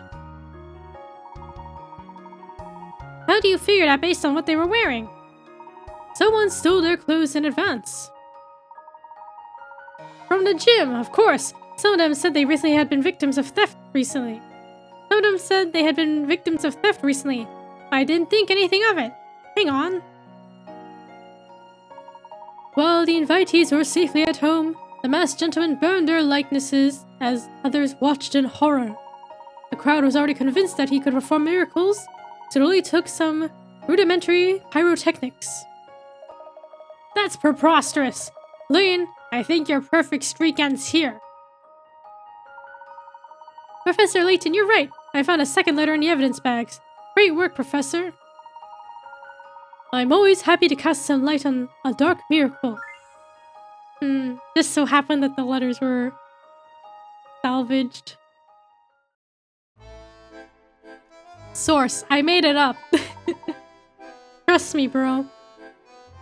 absolutely brilliant, Professor Layton. We don't have much information on the statue incident, but when we get something, I'd like to speak with you. Who knows?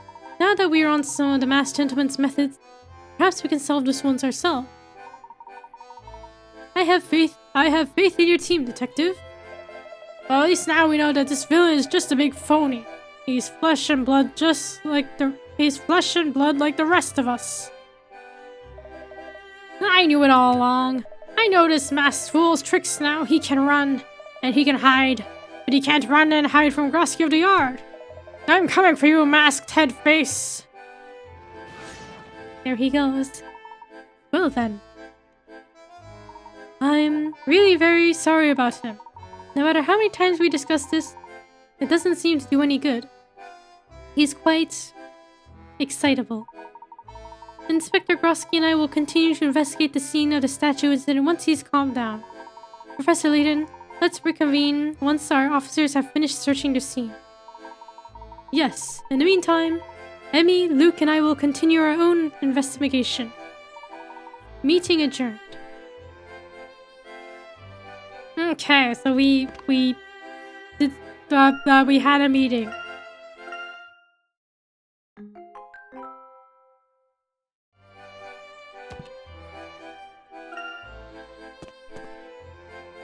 So now what? Mr. Layton, I just heard. Stupendous. Absolutely incredible. Thank you for your help. It was nothing, Mayor. Oh, it was? Never mind then. Wait, it was definitely not nothing. The police said you debunked our dark miracle. This means we can reopen the art museum. The curator will be thrilled. Maybe you could stop there so he can thank you in person. I heard we received some new art donation. I'll personally see to it that they are checked for vanishing paint. You reopened the museum, Professor? Always happy to do something for the fine arts. Perhaps we should continue our investigation with a museum visit. I never thought I'd be so excited about going to a museum. This guy's pants are so brightly colored for no reason.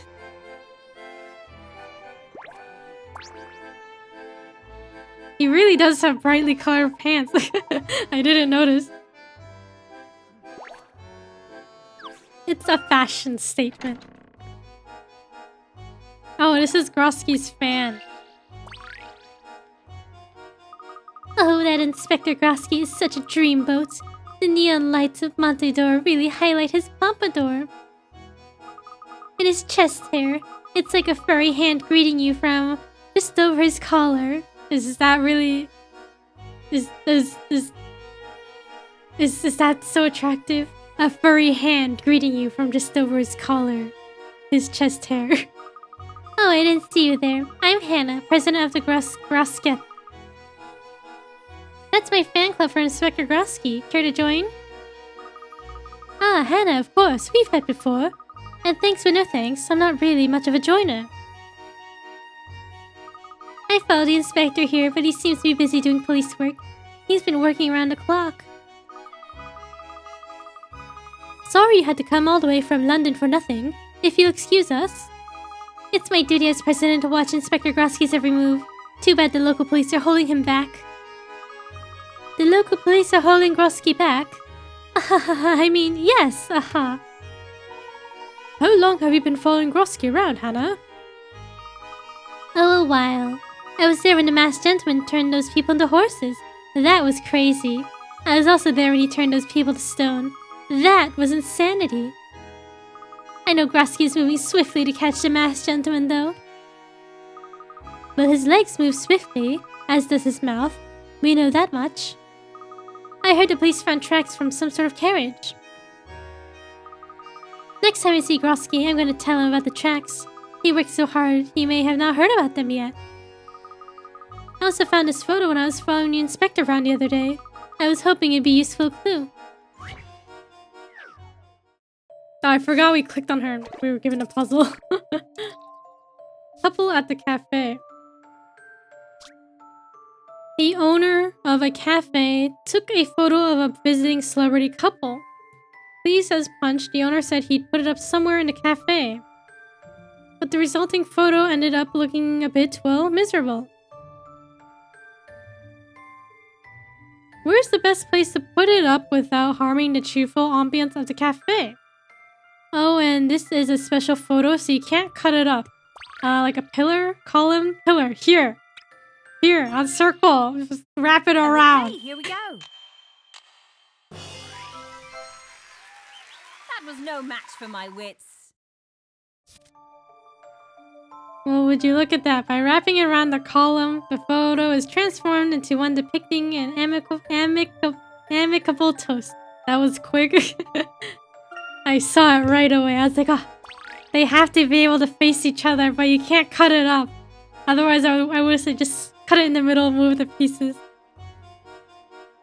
But if you can't do that, there is only one other way.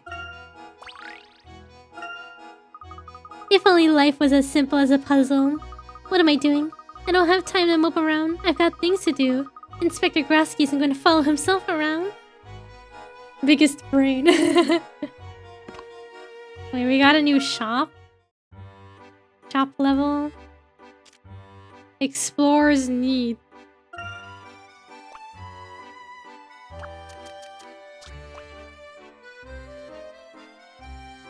Okay, we'll do this quick. This and then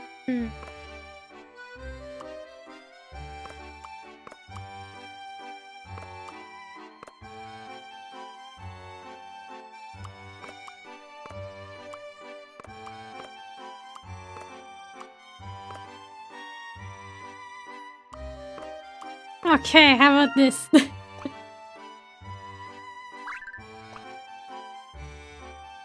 Okay, compass. Another compass. Red. Blue. Blue. Green. And he bought everything.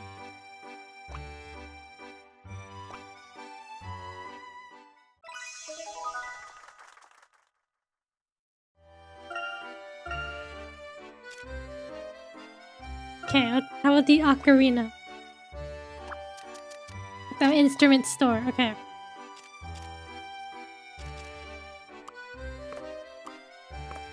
Ocarina of Time.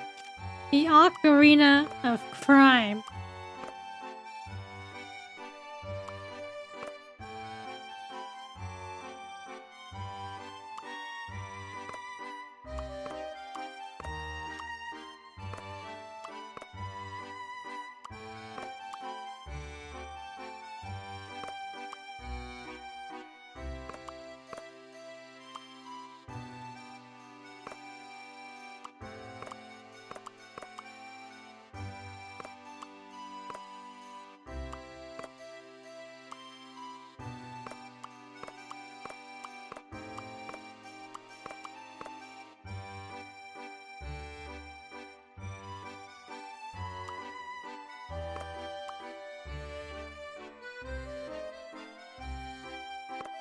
Exploited that poor man's loose wallet, yeah.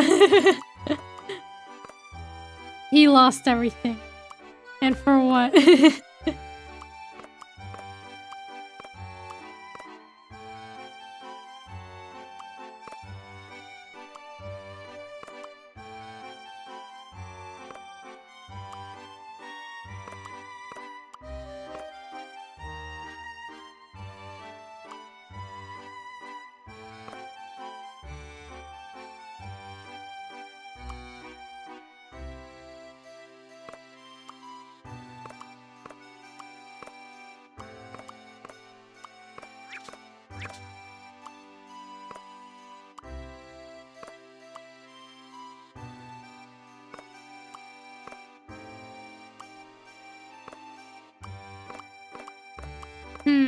How do we arrange this song?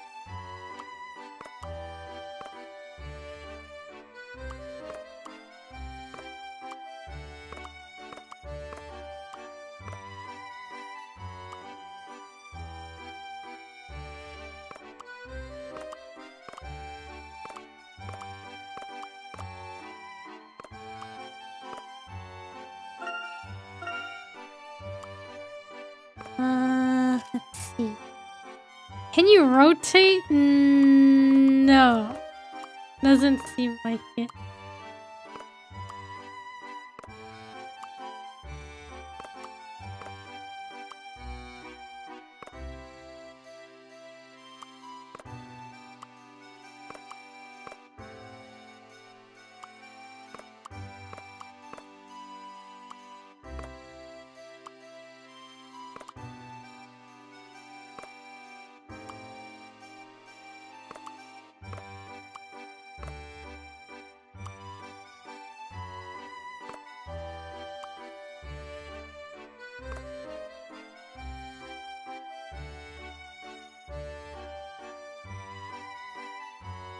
Have you tried eating the instruments? Just a little nibble should make them fit better. It's a good idea, although I think the shop owner would fire me if I nibbled on them.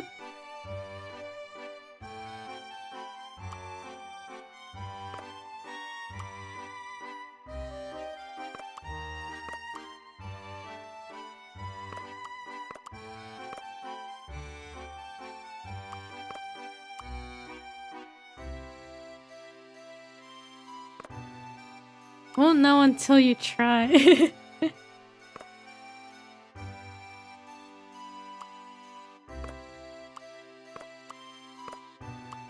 I feel like if I put... I feel like there needs to be an ocarina here.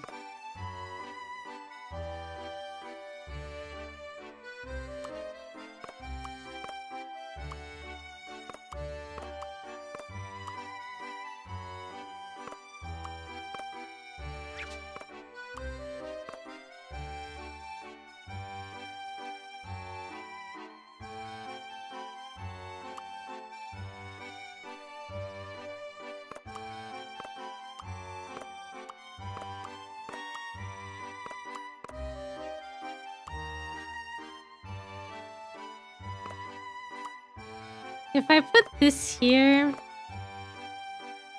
the violin might... It'll either go to the drum or the ocarina.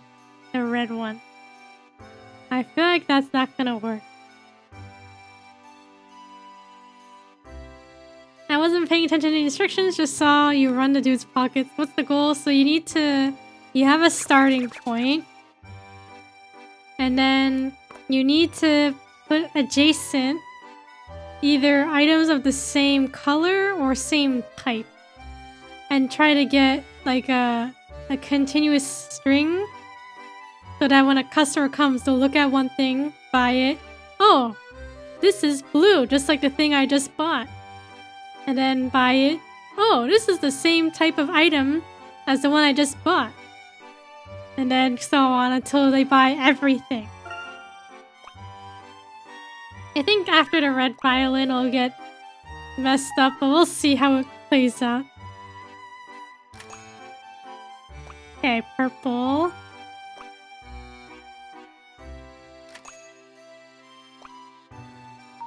Might as well get the other violin. I have fiddle. Another violin. Okay, so I want him to go for the drum, but he might go for the ocarina. Or he might get confused. Both of these are indeed splendid instruments. Oh, I already bought too many. Okay, see? Too much choice makes the customer go away.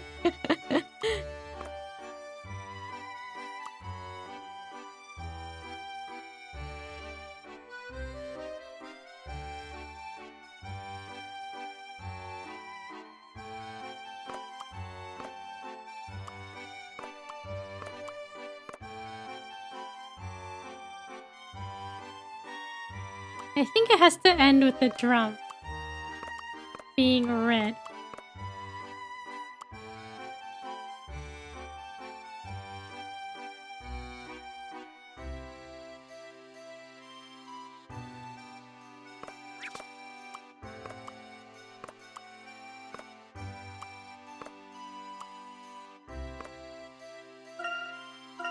We're leaving.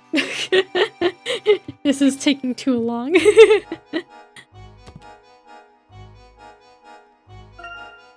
To Monstarton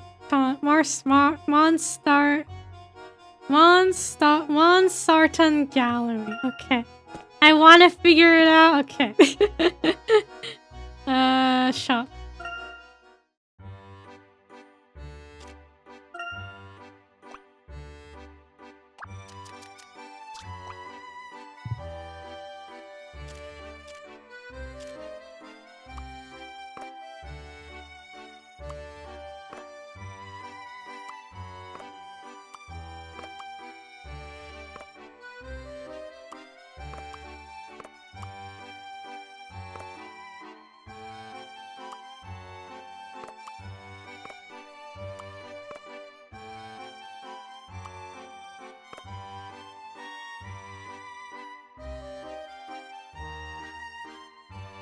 Red violin up 2. Okay, I moved things around. Be up higher. Needs to stand on something.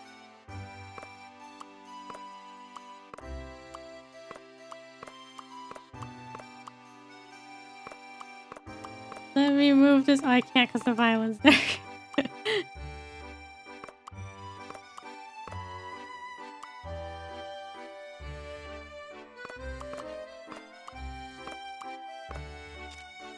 Okay, I want everything to be able to be seen. Okay, you're all the instruments.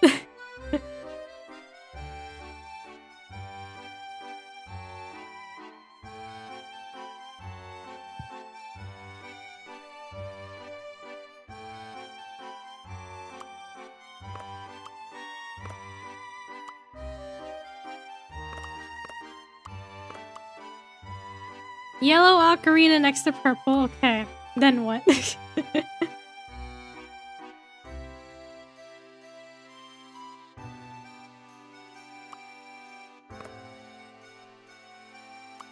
we have to connect with either the red ocarina?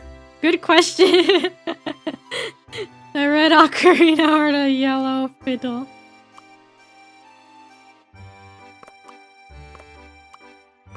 Maybe fiddle?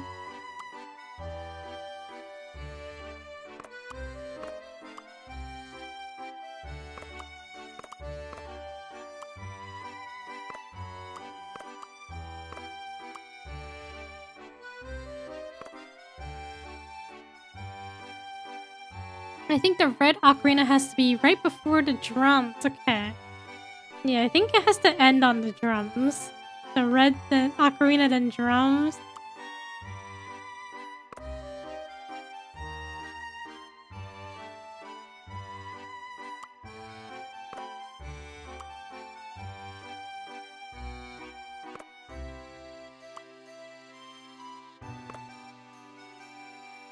Does it take a specific priority when there's shape and color? I don't know. I don't know if it'll end up like, oh, I can't decide, and then it'll end.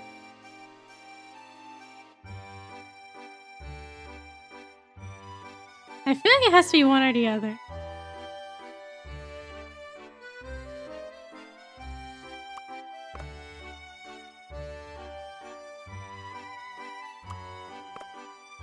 Okay, if I do this to see, will they go for the ocarina, the violin, or just quit? Okay,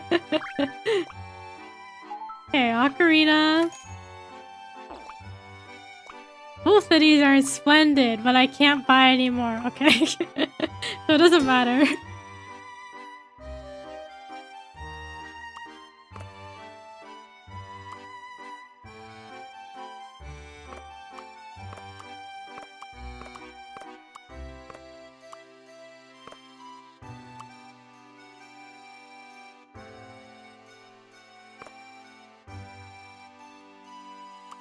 Replace yellow with red, okay.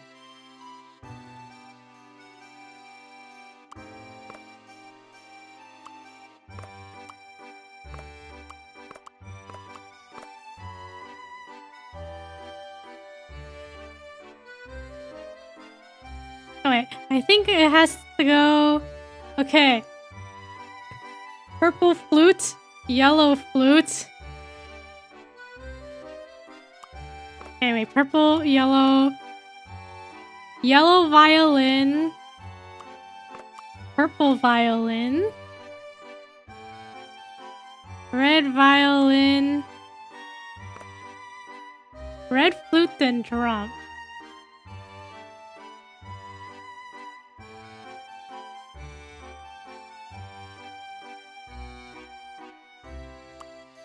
Then we run in. If it's like this, then we run into a problem of space.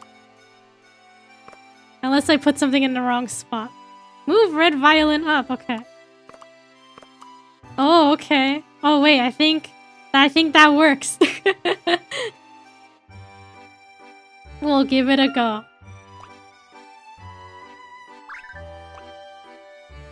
I don't know why I didn't think I could like.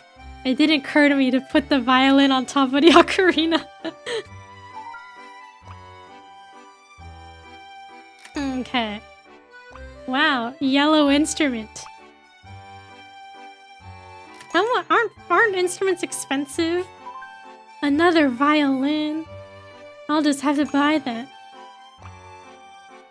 And a third violin, isn't that pricey? That took all my brain power. Well, it worked out.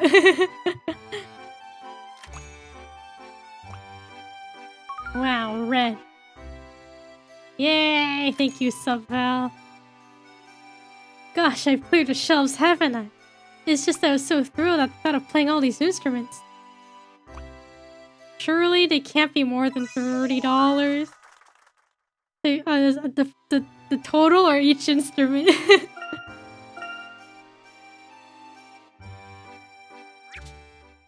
Yes.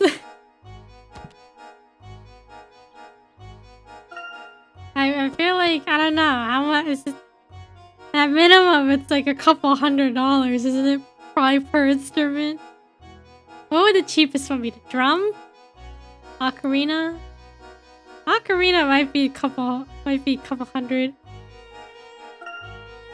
Where are we going? Okay, we're going to the art gallery. I think violins are pricey, aren't they? Looks like the museum reopened. Wonder what that one puzzle you haven't solved it. I saw one earlier and I was like, alright, we're not doing this. Just like the mayor said. Let's go inside and have a look.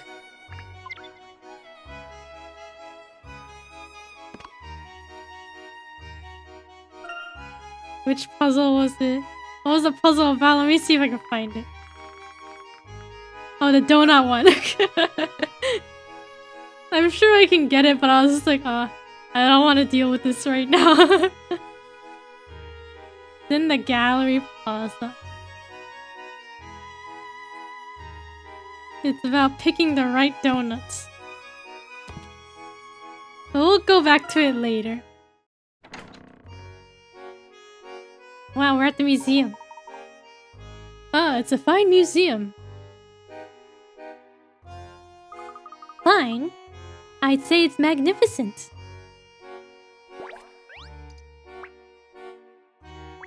Okay, it looks like you're a typical museum.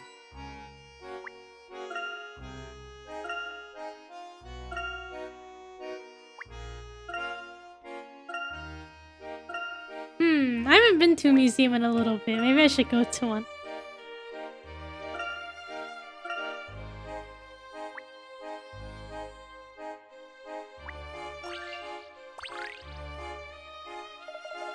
RT.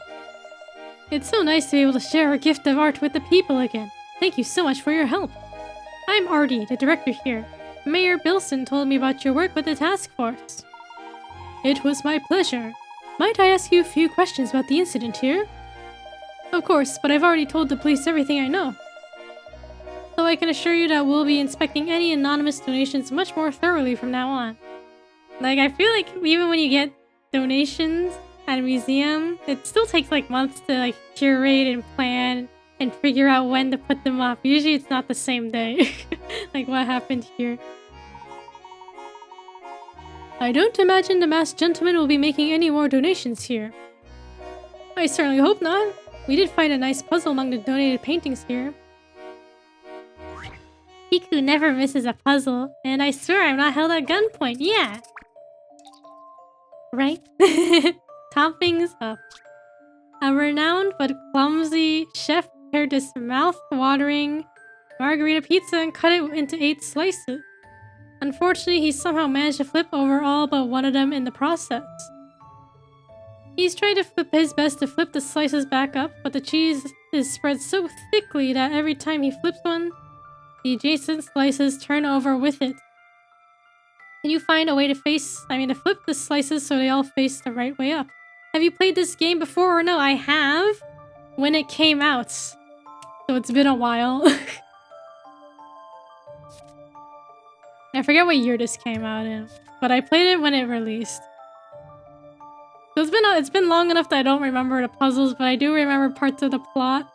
But no spoilers, of course.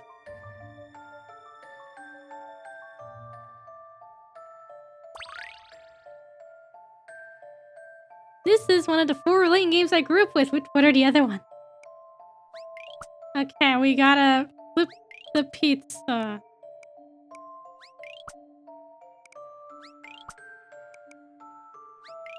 The OG trilogy, yeah, it's a good one. Good trilogy. That's not how pizza worked. The guy was clumsy and he messed up. Decent 3 pieces.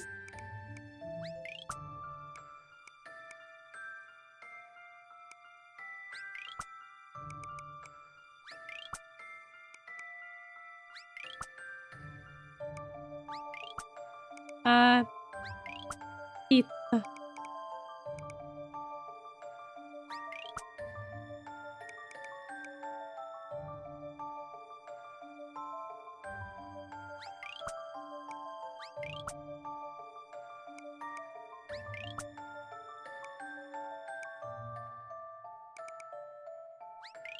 Okay, we flipped it upside down. Now we need to flip it back. We need to flip it right side up. Okay. The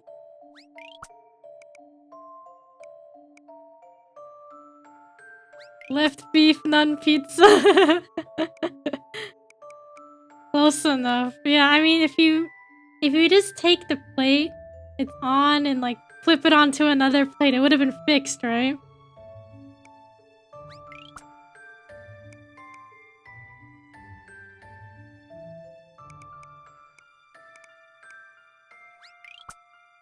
Okay, here it is.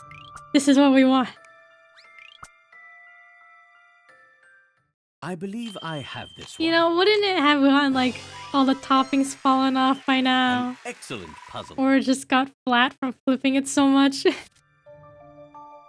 You can flip the entire pizza face up in just 3 moves? Oh, well, it took more than that.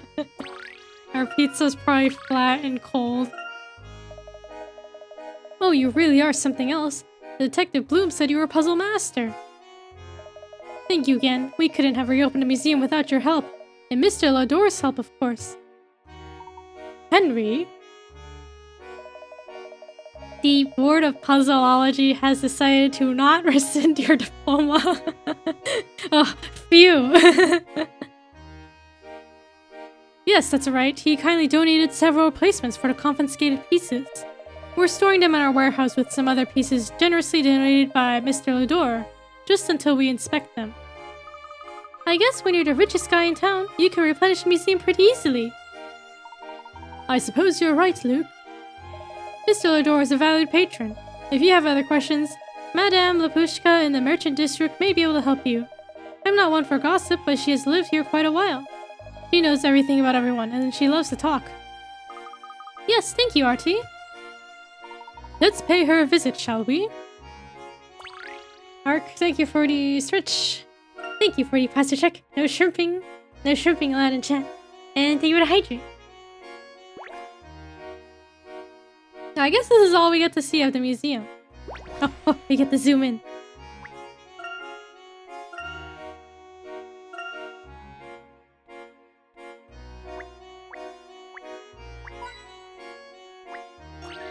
Oh, there's a puzzle here. A hidden puzzle, if I'm not mistaken.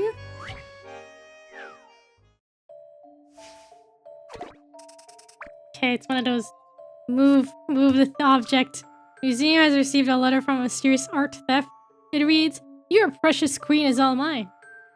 The curator, awash with panic, has rushed off to see whether his prized statue really has been stolen. Since he keeps it well hidden right at the back of the warehouse, however, it is rather difficult to check. Move the crates around to open up a path and get the statue from the far left to the exit on the far right.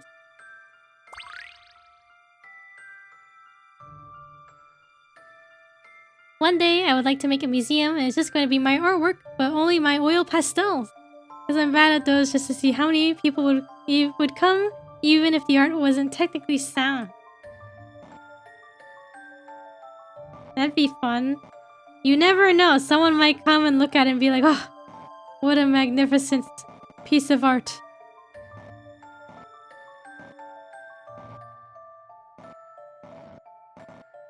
And then they'll offer you $1 million for it. For all your artwork.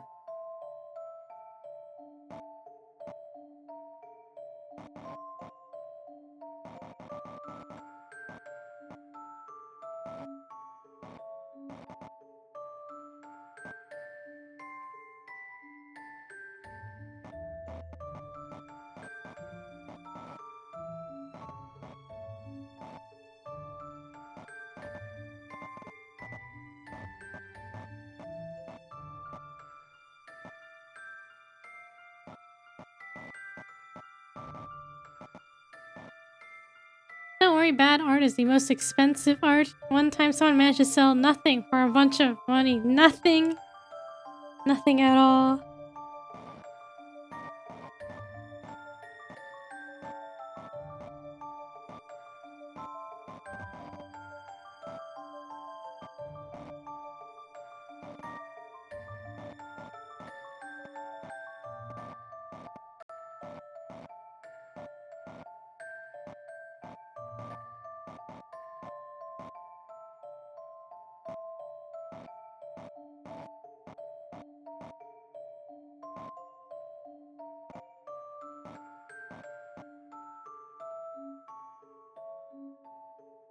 Art is only expensive when the person dies, makes it one of a kind. That's true.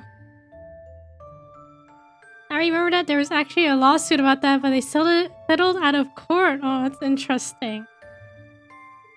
Like, was it basically like framed around like, "Oh, this is fraud, like it's not what I paid for"?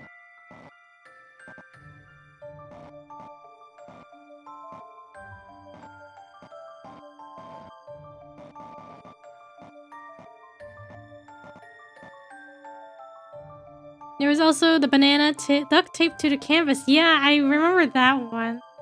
Didn't someone like eat the banana?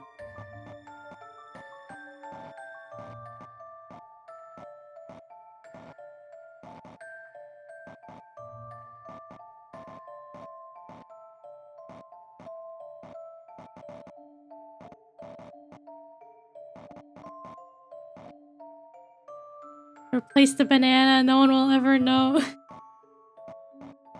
Wouldn't it get suspicious after a while? Like, you know, the bananas, it hasn't turned brown yet.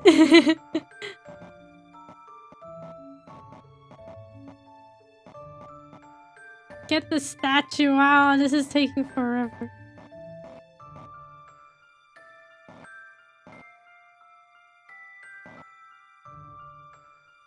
Basically, the museum which purchased the nothing was angry because they believed it did not have artistic value. But the artist argued it was a commentary piece about how anything can be art, and it's totally based on the story of the art, not the piece itself. Interesting. I have fun facts about the duct tape banana. The duct tape banana.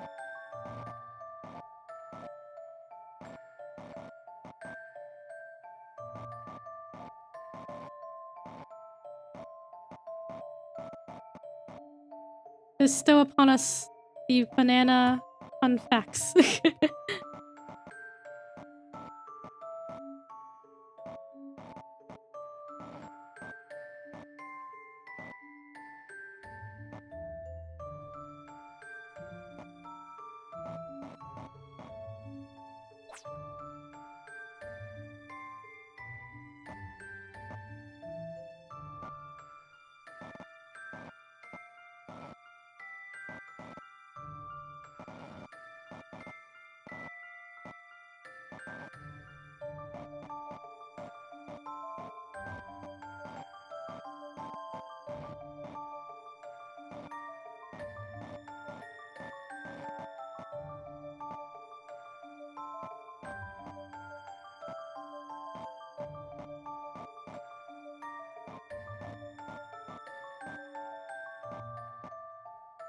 The duct tape banana art piece when purchased is actually a license that says you have the right to duct tape the banana to the wall and call it the comedian, which is the official name of the artwork. Oh, interesting.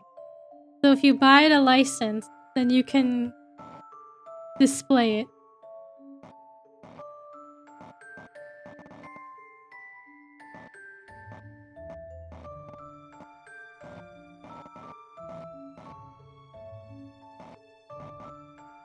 So you can have as many duct tape bananas as you like, as long as you pay as long as you pay for it.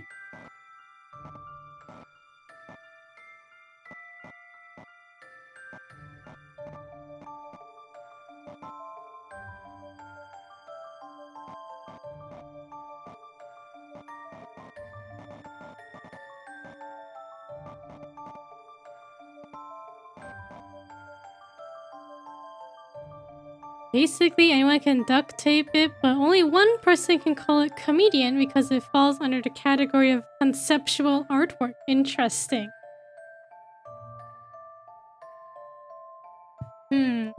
What can I do to become incredibly famous and license out license out a conceptual artwork idea?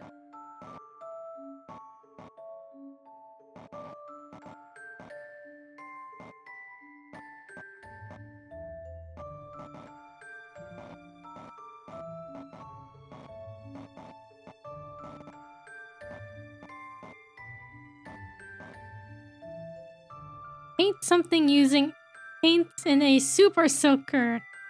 Has that been done before though?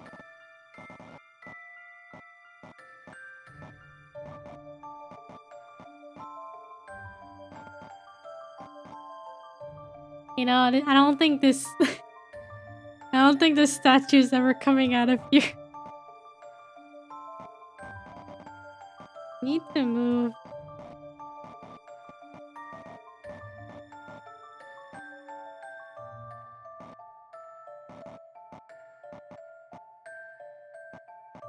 I need to move everything, but there's too much in the way.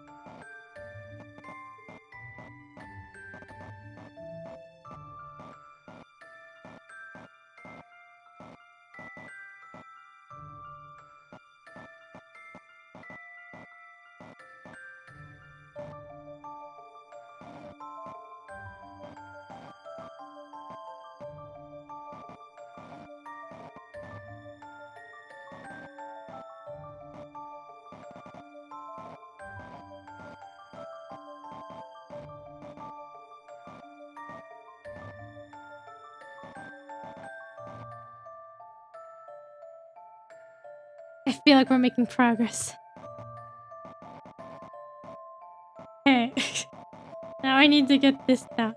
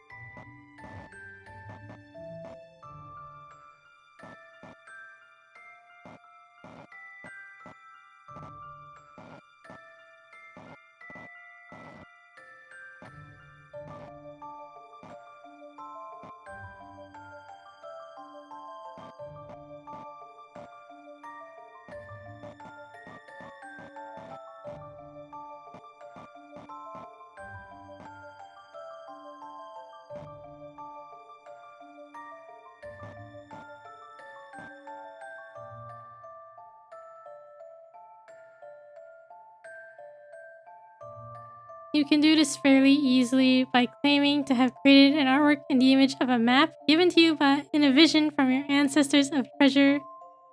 You just have to market it to the correct people. Rich folks are incredibly superstitious, though they won't admit it. Interesting.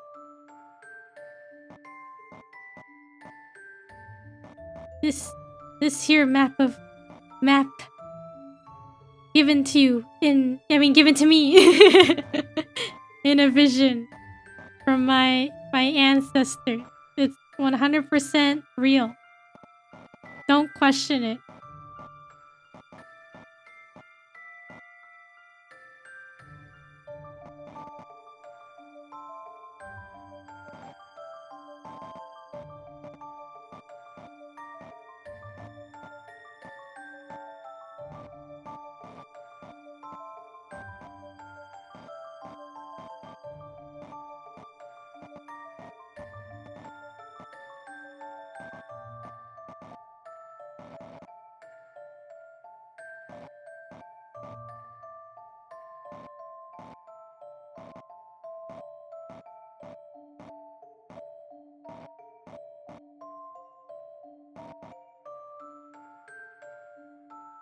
You need help with the slide puzzle. You want to try a little longer? I feel like we're getting close, but I don't know.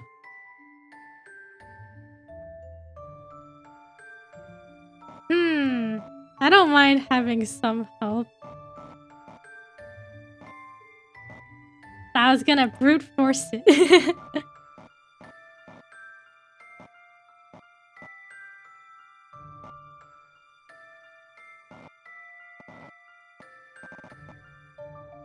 Does that mean they eat an apple a day because they're superstitious?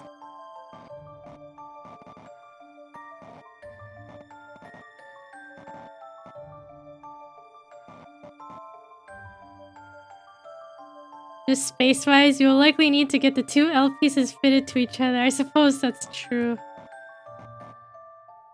Probably at the bottom of the screen or top.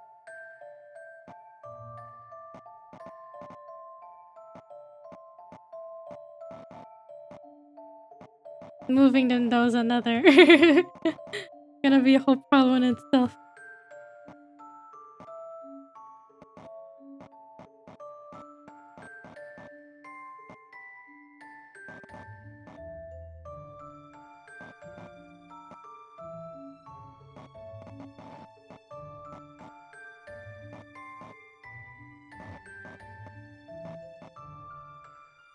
Okay, restart.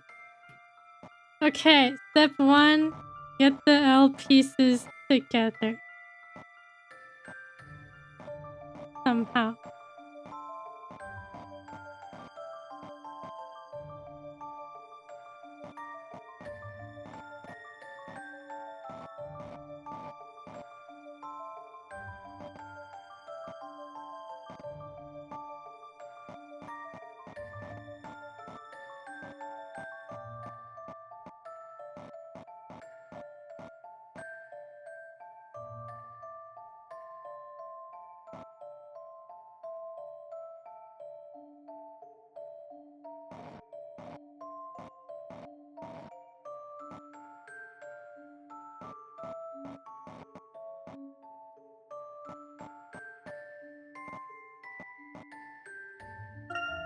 We're leaving.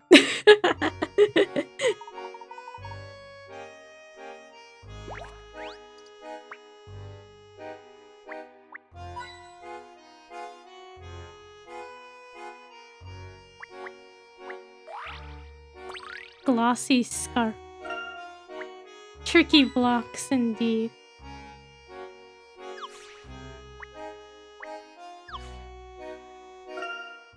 Go to Madame Lapushka. Is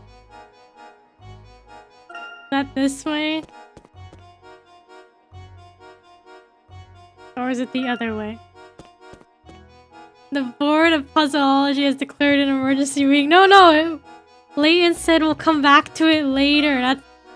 We're just saving it for later. That's all.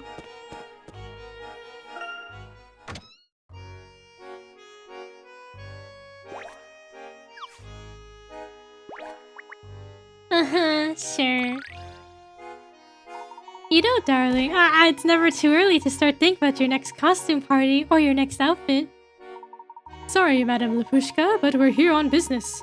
We heard that you've been here in Montador for quite some time. Sounds like you're starting to wise up. Yes, well, any type of investigation in this town is bound to be rough. See, getting solid information in Montador is difficult because most of the people here are on their vacation. Tourists are always coming and going, so those who truly know the town are few and far between.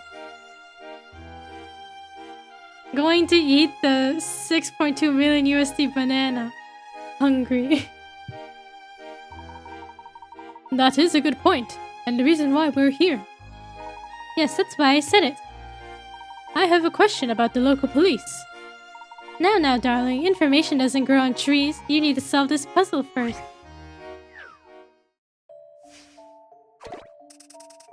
It's only been eaten 3 times on record, which I feel is very low. Only 3 times? Yeah, I feel like there'd be more people who would just eat it. Although, what's the consequence of eating it? Do they get punished?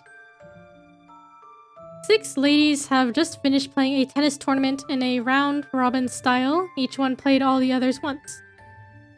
The results are still in the process of being drawn up on the board shown here. But you know that only 2 of the matches ran out of time and ended in draw. Much to her surprise, E managed to win a match despite being a tennis rookie. Can you work out who she's defeated?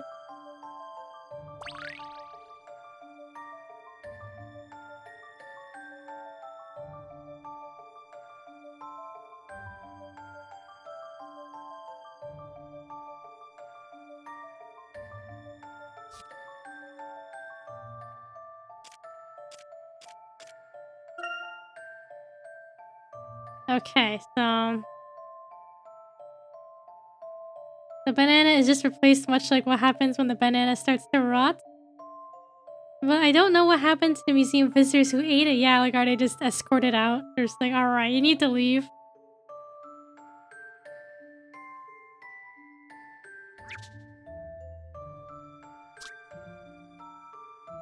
Only 2 of the matches ran out of time and ended in a draw.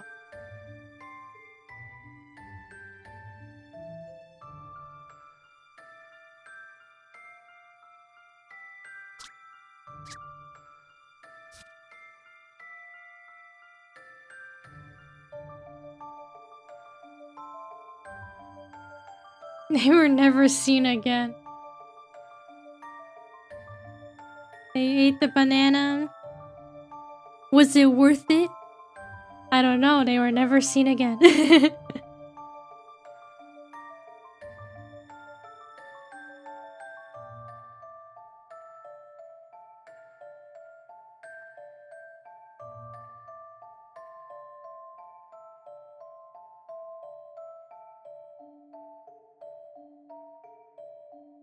Okay, so A tied with C. And C also tied with B. And there was only 2 draws, so the rest over here are 0.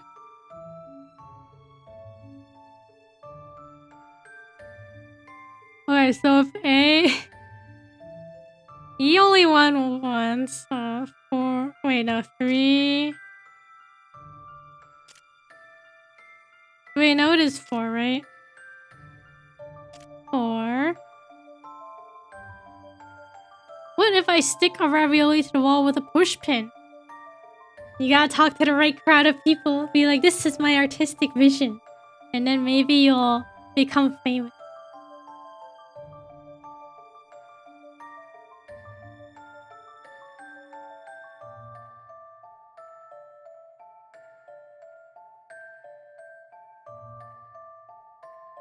A had a draw with C. So that means A won against B, D, E, or F.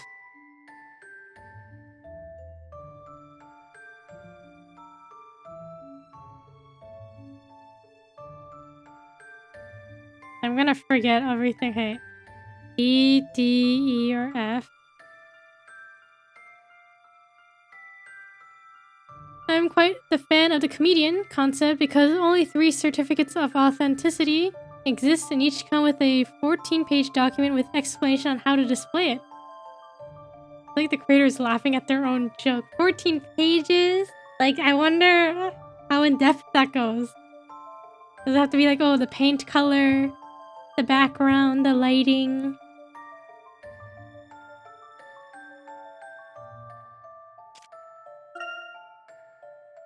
I'll try to color coordinate this better. Okay, B.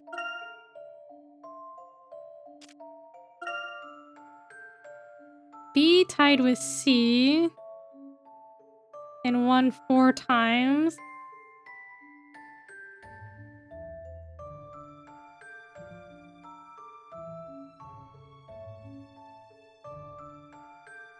Okay, so we know that B did not lose to E.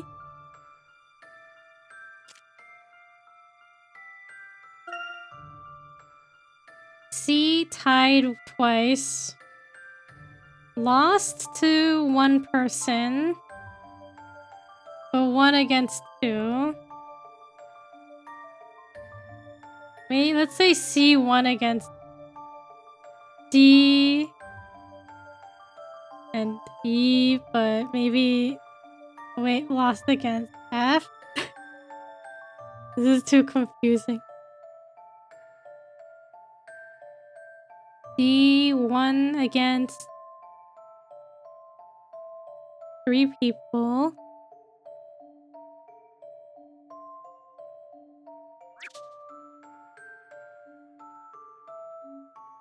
Who lost the...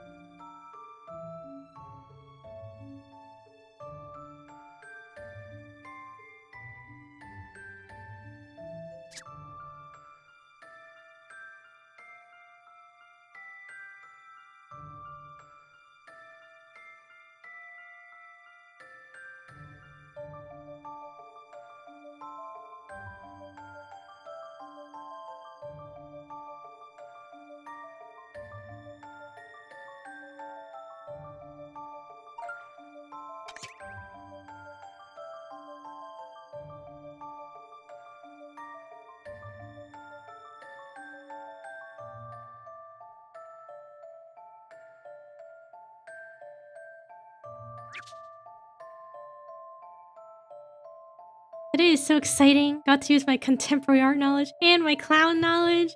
It's been very interesting indeed. Got to learn some new things today. Clowns have union, a banana. If you pay enough, you can get the licensing fee. I mean, get the license for it.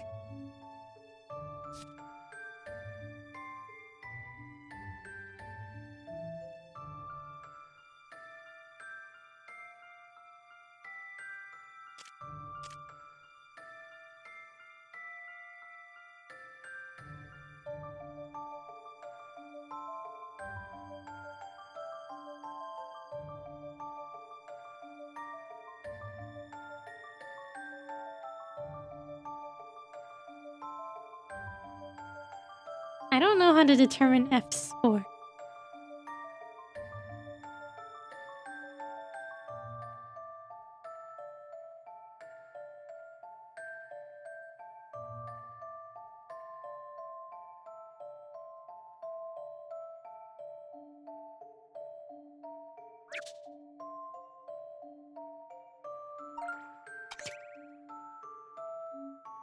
Do you think if I emailed the artist of the comedian and asked really nicely if they would give me a license for the bit?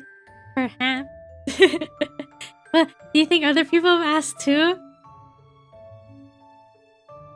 Maybe a lot of people have already asked. I guess you never know until you try.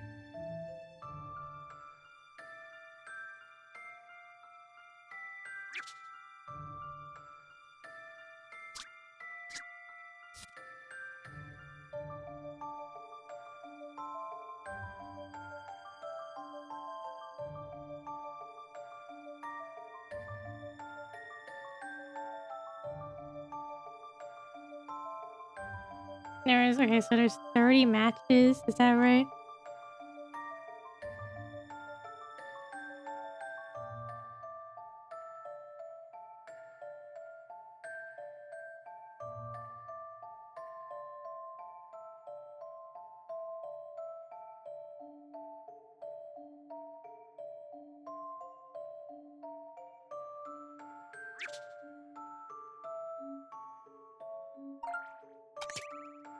Oh, it's 15 matches.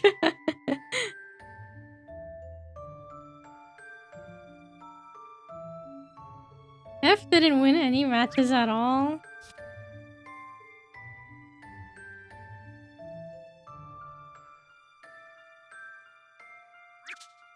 So E won against F, is that what it's saying? How about this? Puzzles are made to be solved.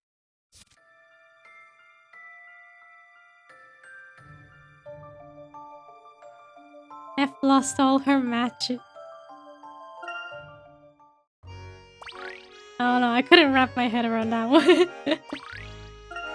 Fake goods. Now, is there anything you can tell me about the local police force? Of course. The people of Montador have always mistrusted the local police. Oh? Not because they're corrupt, but because they're inept. They just haven't been able to keep up with the growth of the town. I see. Do you know anyone with a grudge against the Lador or Dalston families? You mean besides the many people who have gone broke in their many casinos? No one comes to mind, but I was thinking. These dark miracles do seem to require quite a bit of flash money, don't you think? My thoughts exactly. Does that make you think of anyone in particular? No, but some of those circus performers came in recently and rented a large number of costumes at a pretty penny. I thought that was rather interesting, darling. Don't ask me why. Don't circus performers usually have their own costumes? Professor, do you think that they're actually helping the masked gentleman? It's possible. Let's see what we can find out at the circus tent. Is the circus in cahoots with the masked gentleman? But first, baked goods. Okay, we got donut, cake, bread. Okay, loaf. I guess all the breads are considered loaves. Cake. Roll. I mean, this is a loaf. Okay.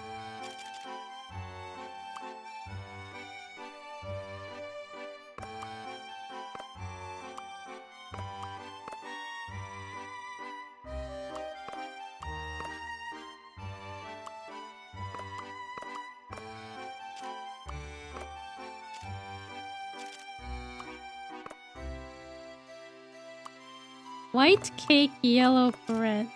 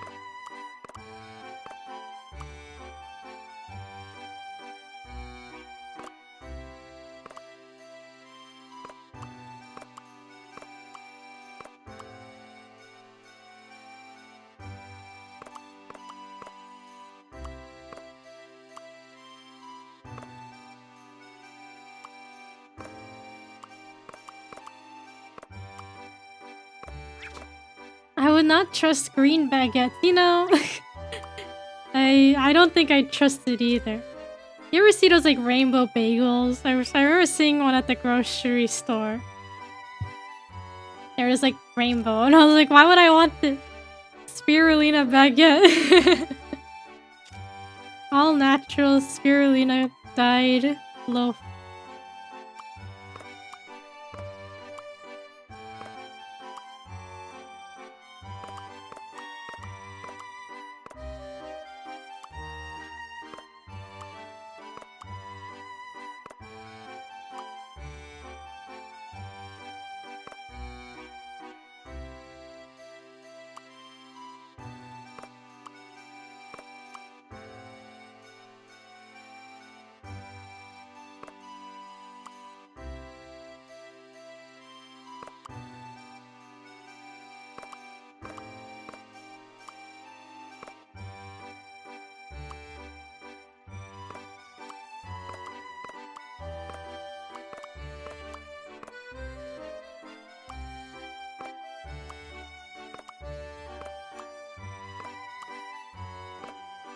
Yummy mold.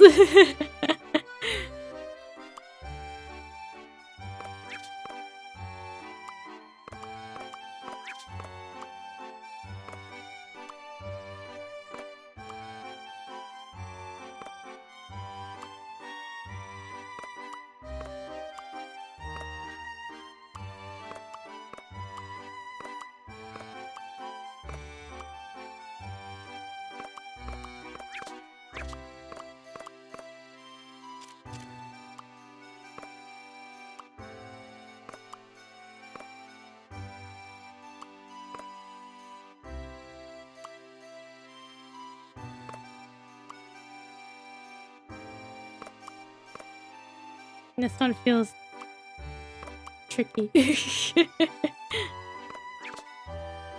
we'll save it for next time. I should probably wrap up soon anyway. Yellow cake.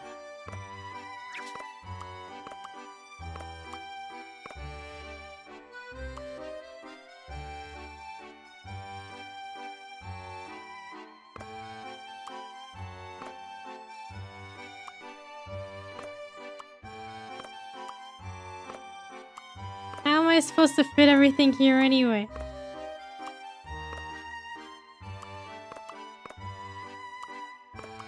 I think it has to be like something weird like this.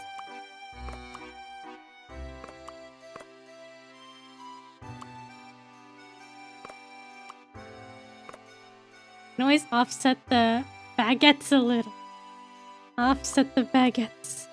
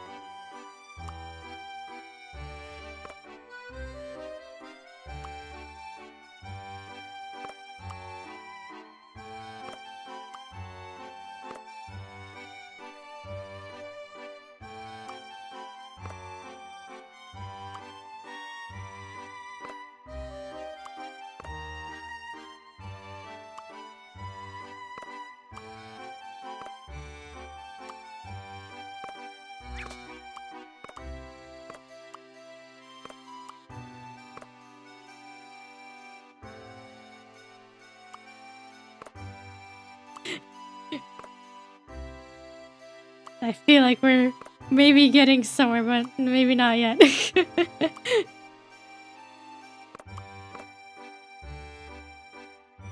Well, this baguette still needs to, like, touch the green donut anyway.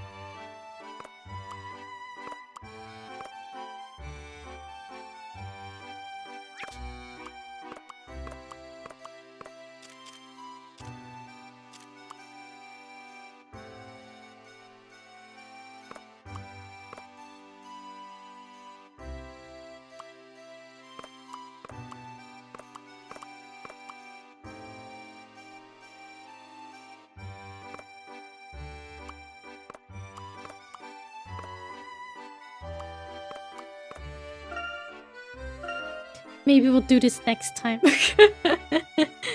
I'll come back and with fresh eyes and be like, oh, it's just like this.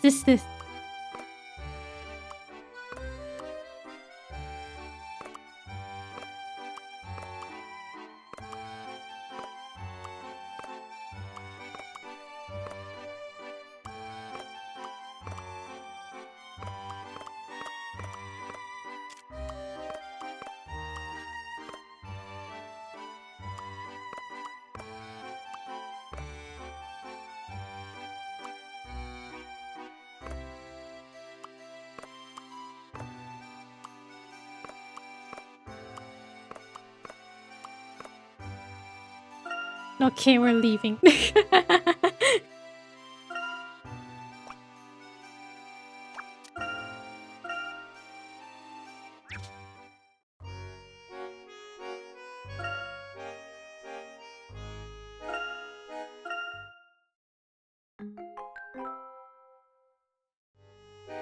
Okay. Next time on Professor Layton, we will go to the circus and do circus-related things. That's what will happen.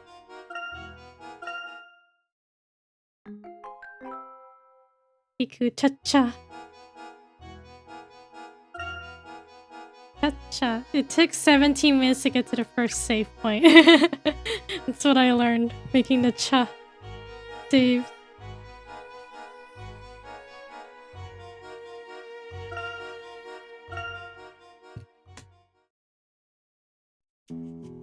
Thank you, Ari, for watching. We've made some progress getting closer to the mystery solved, I guess. Thanks for streaming, thanks for watching. Hope everyone had a great week. Happy Friday. Enjoy the rest of Friday. Well. Tomorrow's the weekend. Enjoy the weekend, everybody. Have a good night, good rest of your day. We'll catch y'all another time. Until then, bye-bye. Thank you for watching. Bye-bye. Bye-bye.